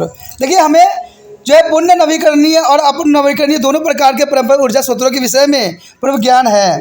ये दोनों स्रोत जो है तेजी से कम होते जा रहे हैं और इसमें डिप्लेटिंग्स कहते हैं, हर्ष मोहक कहलाता है और ये अधिक समय तक नहीं रह सकते हैं। अंततः अगर देखा जाए तो गैर पारंपरिक ऊर्जा स्रोत जो होते हैं सौर, पवन, जलीय, भूतापीय आदि का अधिक उपयोग किए जाने की आवश्यकता है। हम इनमें कुछ ऊर्जा स्रोतों के बारे में यहाँ चर्चा करेंगे। सबसे पहले तो देखिए बात यहाँ जानना सबसे इम्पोर्टेंट ये रहेगा कि अगर पेट्रोलियम डीजल आने वाला समय में ख़त्म हो जाएगा तो हम किस पे आधारित हो सकते हैं, हम हमारे लिए सोर्स ऊर्जा का क्या होगा। तो यही बात जानने के लिए हमने जो यहाँ पर देखेंगे कि ऐसा बहुत चीज़ें हैं जो हमारे गैर पारंपरिक ऊर्जा स्रोत के रूप में कार्य कर सकते हैं, जैसे सौर, पवन, जलीय, भूतापीय। ये बहुत से साधन हैं जो कि काफ़ी इम्पोर्टेंट और काफ़ी ज़रूरी भी है, क्योंकि इनके बिना शायद हमारा जो है अस्तित्व न रहे, लेकिन फिर भी हमें कुछ ना कुछ तो सोचने की आवश्यकता अवश्य ही पड़ेगी। कहते हैं सौर ऊर्जा यानी सौर एनर्जी आ गई सबसे पहले। कहते हैं सौर ऊर्जा पृथ्वी पर सभी प्रकार की ऊर्जाओं का आधारभूत स्रोत माना गया है। लकड़ी, कोयला, तेल या प्राकृतिक गैस पादप या अन्य जीवों में उत्पाद है जिन्होंने कभी और सौर ऊर्जा को जो है प्रकाश संश्लेषण की क्रियाओं के दौरान कार्बनिक अणुओं के निर्माण में उपयोग किया गया था। आज भी यह नाभिकीय ऊर्जा के अलावा अन्य ऊर्जा समस्याओं के समाधान का महत्वपूर्ण विकल्प हो सकता है, और सौर ऊर्जा के कुछ लाभ भी हैं जो यहाँ दिया गया है। देखिए सबसे पहली बात तो यही आती है कि यह प्रचुर मात्रा में उपलब्ध है, यह सदैव चलने वाली है यानी ख़त्म कभी भी नहीं हो सकती। यह लगभग सभी स्थानों पर उपलब्ध है, यह राजनीतिक बाधाओं से मुक्त है, यहाँ पर राजनीतिक भी नहीं की जा सकती। जिन विभिन्न तकनीकों को सौर ऊर्जा का उपयोग की जा रही है और किया जा रहा है, कहते हैं इस प्रकार है। सौर कुकर हो गया, ठीक है, सौर उसमें जलतंत्र यानी सोलर हॉट वाटर सिस्टम। उसके पश्चात देखा जाए तो सौर शुष्क यानी सौर ऊर्जा से सूखने वाला फसलों की पैदावार सुखाने के लिए प्रयोग होता है, और ये सौर वायु उष्मक यानी सोलर एयर हीटर, सौर भट्टी, सौर किलस एंड सौर जो है नवीकरणीय संयंत्र, सोलर डिग्रेडेशन एंड सिस्टम, सौर बैटरियाँ। तो जैसे कि चित्र में भी आप देख सकते हो कि ये कितने फ़ायदेमंद और कितना ज़रूरी आज के समय के लिए बन गया है। जहाँ पर हमारा जो है जो कोयला पेट्रोलियम ख़त्म हो रहा है, वहाँ पर जो है हमारे कोई विकल्प स्रोत के रूप में हमारे समक्ष ये आ खड़ा हुआ है। कहते हैं उसके पश्चात जो है जल विद्युत यानी जल ऊर्जा हाइड्रोल पावर, देखिए गिरते पानी का जो है बल का प्रयोग करके प्राप्त किया गया ऊर्जा जल विद्युत या जलीय विद्युत शक्ति या हाइड्रोल पावर कहलाता है। यह तापीय और नाभिकीय ऊर्जा की तुलना में सस्ती होती है और इसके उत्पादन के लिए जल के भंडार हेतु बांध बनाए जाते हैं। जैसे आपको पता है कि भाखड़ा बांध जो है सबसे बड़ा है जिसमें जो है बिजली बनाने के लिए उपयुक्त किया जाता है, जिसे बिजली उत्पादन के लिए टरबाइन घुमाने के लिए किया जाता है। यानी टरबाइन जो होता है नीचे लगा दिया जाता है और पानी के प्रेशर जो है उसमें से गुजारी जाती है। टरबाइन जो होता है नाचने लग जाता है और ये घूमने की वजह से क्या होता है, बिजली बन जाती है। तो ये बहुत इजी तकनीक है जिससे कि हम जो है बिजली उत्पादन कर सकते हैं और ये कभी ख़त्म ना होने वाली तकनीक है। उसके बाद पश्चात जो है ऊर्जा का सबसे जो इम्पोर्टेंट साधन है वह है पवन ऊर्जा। देखिए विंड एनर्जी जो है कई मायने में इम्पोर्टेंट है। पवन को ऊर्जा के रूप में यांत्रिक ऊर्जा में परिवर्तन करके हमारे दैनिक जीवन में प्रयोग किया जा सकता है। इस यांत्रिक ऊर्जा को विद्युत उत्पादन में कुओं और नदियों में सिंचाई के लिए जल निकालने के लिए उपयोग में लाया जा सकता है। कहते पवन चक्कियों का प्रयोग काफ़ी पहले से ही अनाज पीसने के लिए आवश्यक शक्ति के स्रोत के रूप में किया जाता रहा है। इसे फसल कटाई व छिलक अलग करने के लिए भी, छिलका अलग करने के लिए भी इसका उपयोग किया जाता है। भारत में समुद्री तटों पर पर्वतीय क्षेत्र में पवन चक्कियों का जो निर्माण किया जा रहा है जो कि काफ़ी इंपॉर्टेंट है। आप सोचते होंगे कि पवन चक्की होती कैसी है, तो वो डायग्राम में देख के आप समझ सकते हो कि पवन चक्की जो है बहुत ही सरल और जो है बहुत ही इम्पोर्टेंट है। यहाँ पर आपको पवन चक्की के चित्र दिख रहा होगा, ये सिंपल है। इसको सिर्फ विंड जो होती है घुमाती है और इसकी वजह से जो है मिल में जो है आटे भी पीसे जा सकते हैं और इसे बिजली भी बनाना बहुत ही सरल हो जाता है। कहते हैं अगर देखा जाए तो एक पवन चक्की को चलने के लिए न्यूनतम वायु वेग जो होता है 7 किलोमीटर घंटा होना चाहिए। एक पवन चक्की अधिकतम 18 मीटर की गहराई से पानी खींच सकती है और इसकी प्रति घंटा उत्पादन जो होता है 4000 से 9000 लीटर पानी हो सकती है, जो कि काफ़ी इंपॉर्टेंट इसका मान रखता है। उसके पश्चात हमारे समक्ष आता है ज्वारीय ऊर्जा। देखिए टायर्ड एनर्जी का भी इस्तेमाल किया जा सकता है और आपको पता है कि टायर्ड जो आती है वो अमावस्या और पूर्णिमा को ही देखने को मिलता है, लेकिन ज्वारीय ऊर्जा कई मायने में इंपॉर्टेंट सिद्ध भी हो सकता है। ज्वारीय ऊर्जा वह ऊर्जा है जिसका उत्पादन दीर्घ यानी ज्वार के दौरान पानी की गति का उपयोग करके किया जा सकता है। समुद्री लहरों व ज्वार की सहायता से एक टरबाइन को घुमाकर बिजली जो विद्युत उत्पादन किया जा सकता है। इसमें जो टाइट उठती है तो उसमें क्या होता है, उसके समीप जो होती है टरबाइन लगा दी जाती है जिससे बिजली उसमें से पानी गुजरेगा और जो है उससे पंखा घूमेगा और इससे बिजली बनेगी। तो ये बहुत काफ़ी इंपॉर्टेंट तकनीक है। ऐसे क्षेत्र जहाँ पर नदियाँ समुद्र में गिरती है वहाँ पर तरंगों का ज्वार भाट का निर्माण होता है और वहाँ पर विद्युत उत्पादन किया भी जा सकता है। इसमें बहुत अधिक शक्ति होती है। आप जानते हैं कि हमारे देश में लंबी तट रेखा मुख्य नदियाँ तंत्र है। अंततः यह व्यापक क्षेत्र पैमाने पर तरंगों का ज्वार भाट द्वारा विद्युत उत्पादन किया जा सकता है, जो कि बहुत काफ़ी इंपॉर्टेंट भी रहता है। उसके पश्चात है नाभिकीय ऊर्जा यानी न्यूक्लियर एनर्जी। देखिए रेडियोधर्मी तत्वों को जो है यूरेनियम और थोरियम के स्वत्र प्रदीप्त विघटन के परिणाम स्वरूप ऊर्जा की बड़ी मात्रा उत्पन्न होती है। इस ऊर्जा को जो है आवर्त करके जो है विद्युत उत्पादन किया जा सकता है। संसार का जो है 26% थोरियम भंडार हमारे देश में भी है जो विद्युत उत्पादन में प्रयोग किया जा सकता है। अधिक विकसित देशों में नाभिकीय ऊर्जा केंद्र है। भारत में हमारे पास कुछ केंद्र है, उदाहरण के लिए तारापुर महाराष्ट्र में, कोलकमकम तमिलनाडु, नेरेरा उत्तर प्रदेश, कोटा राजस्थान आदि। भारत की विद्युत ऊर्जा का 3% भाग नाभिकीय स्रोत से ही प्राप्त होती है और कहते हैं कि 2050 तक ये 25% भाग प्राप्त किया जाने की उम्मीद किया जा सकता है, जो कि काफ़ी इंपॉर्टेंट बात भी रखता है। कहते हैं नाभिकीय ऊर्जा स्टेशन निर्माण की कीमत बहुत अधिक है, लेकिन रख रखाव पर होने वाली व्यय अवश्य कम है। यदि इन्हें सावधानीपूर्वक नहीं चलाया गया तो इसे रेडियोधर्मी प्रदूषण का अनुमित खतरा भी हो सकता है। देखिए दोस्तों, कहते हैं ये बहुत उपयोगी स्रोत है विद्युत का, लेकिन सबसे विनाशकारी भी है, क्योंकि इससे अगर धर्मी प्रदूषण फैला तो कहते हैं इससे जीवन और जन की बहुत बड़ी क्षति पहुँच सकती है। उसके पश्चात है हाइड्रोजन ऊर्जा यानी हाइड्रोजन एनर्जी। क्या है, देखिए हाइड्रोजन पर आधारित ईंधनों, सेलों व ऊर्जा संयंत्रों के लिए हाइड्रोजन प्राथमिक ईंधन होता है। हाइड्रोजन की सहायता से उद्योग, घरेलू व परिवहन उद्योग की पूर्ति के लिए शक्ति उत्पादन किया जा सकता है।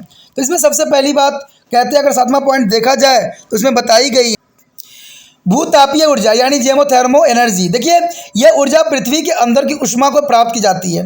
यानी देखा जाए तो आपने देखा होगा कि कई जगह पर पानी के गर्म स्रोत होते हैं या कहीं भी जो है लावा निकल रही होती है, तो इसका उपयोग करके जो है हम एनर्जी को बना सकते हैं और बिजली उत्पादन कर सकते हैं। कहते हैं ज्वालामुखी क्षेत्रों में गर्म पानी के फव्वारे आमतौर पर पाए जाते हैं। इन्हें जो है गेजर्स कहते हैं। ये गर्म पानी के द्रव्यदान यानी टरबाइन घुमाने में काम में लाए जा सकते हैं।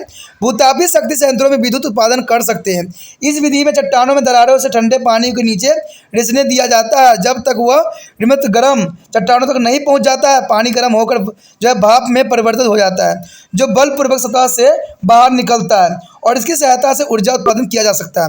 अगर आपको ये बात समझ नहीं आई तो आप एक बात जान सकते हो कि जैसे आप घर में कुकर होता है, कुकर में जब हम खाना पकाते हैं तो उसमें क्या होता है, प्रेशर बनती है, और जैसे प्रेशर बनता है ऊपर की जो सीटी होती है वो नाचने लग जाती है। तो सेम यही बात बताई गई है कि अगर प्रेशर बनाया जाए तो प्रेशर से क्या होगा, टरबाइन को घुमाया जा सकता है, और टरबाइन जब घूमेगी तो 100% जो है बिजली पैदा होगी। तो ये भी एक प्राकृतिक तरीका है जो कभी ख़त्म ना होने वाला तकनीक में आता है। कहते हैं भारत में जो है 40 जलीय तापीय क्षेत्र है जहाँ पर जल का तापमान सामान्यतः 150 सेंटीग्रेड से अधिक है, तो जो कि काफ़ी उपयोगी भी सिद्ध हो सकता है। आने वाले टाइम में इन गर्म स्रोतों से विद्युत उत्पादन किया जा सकता है।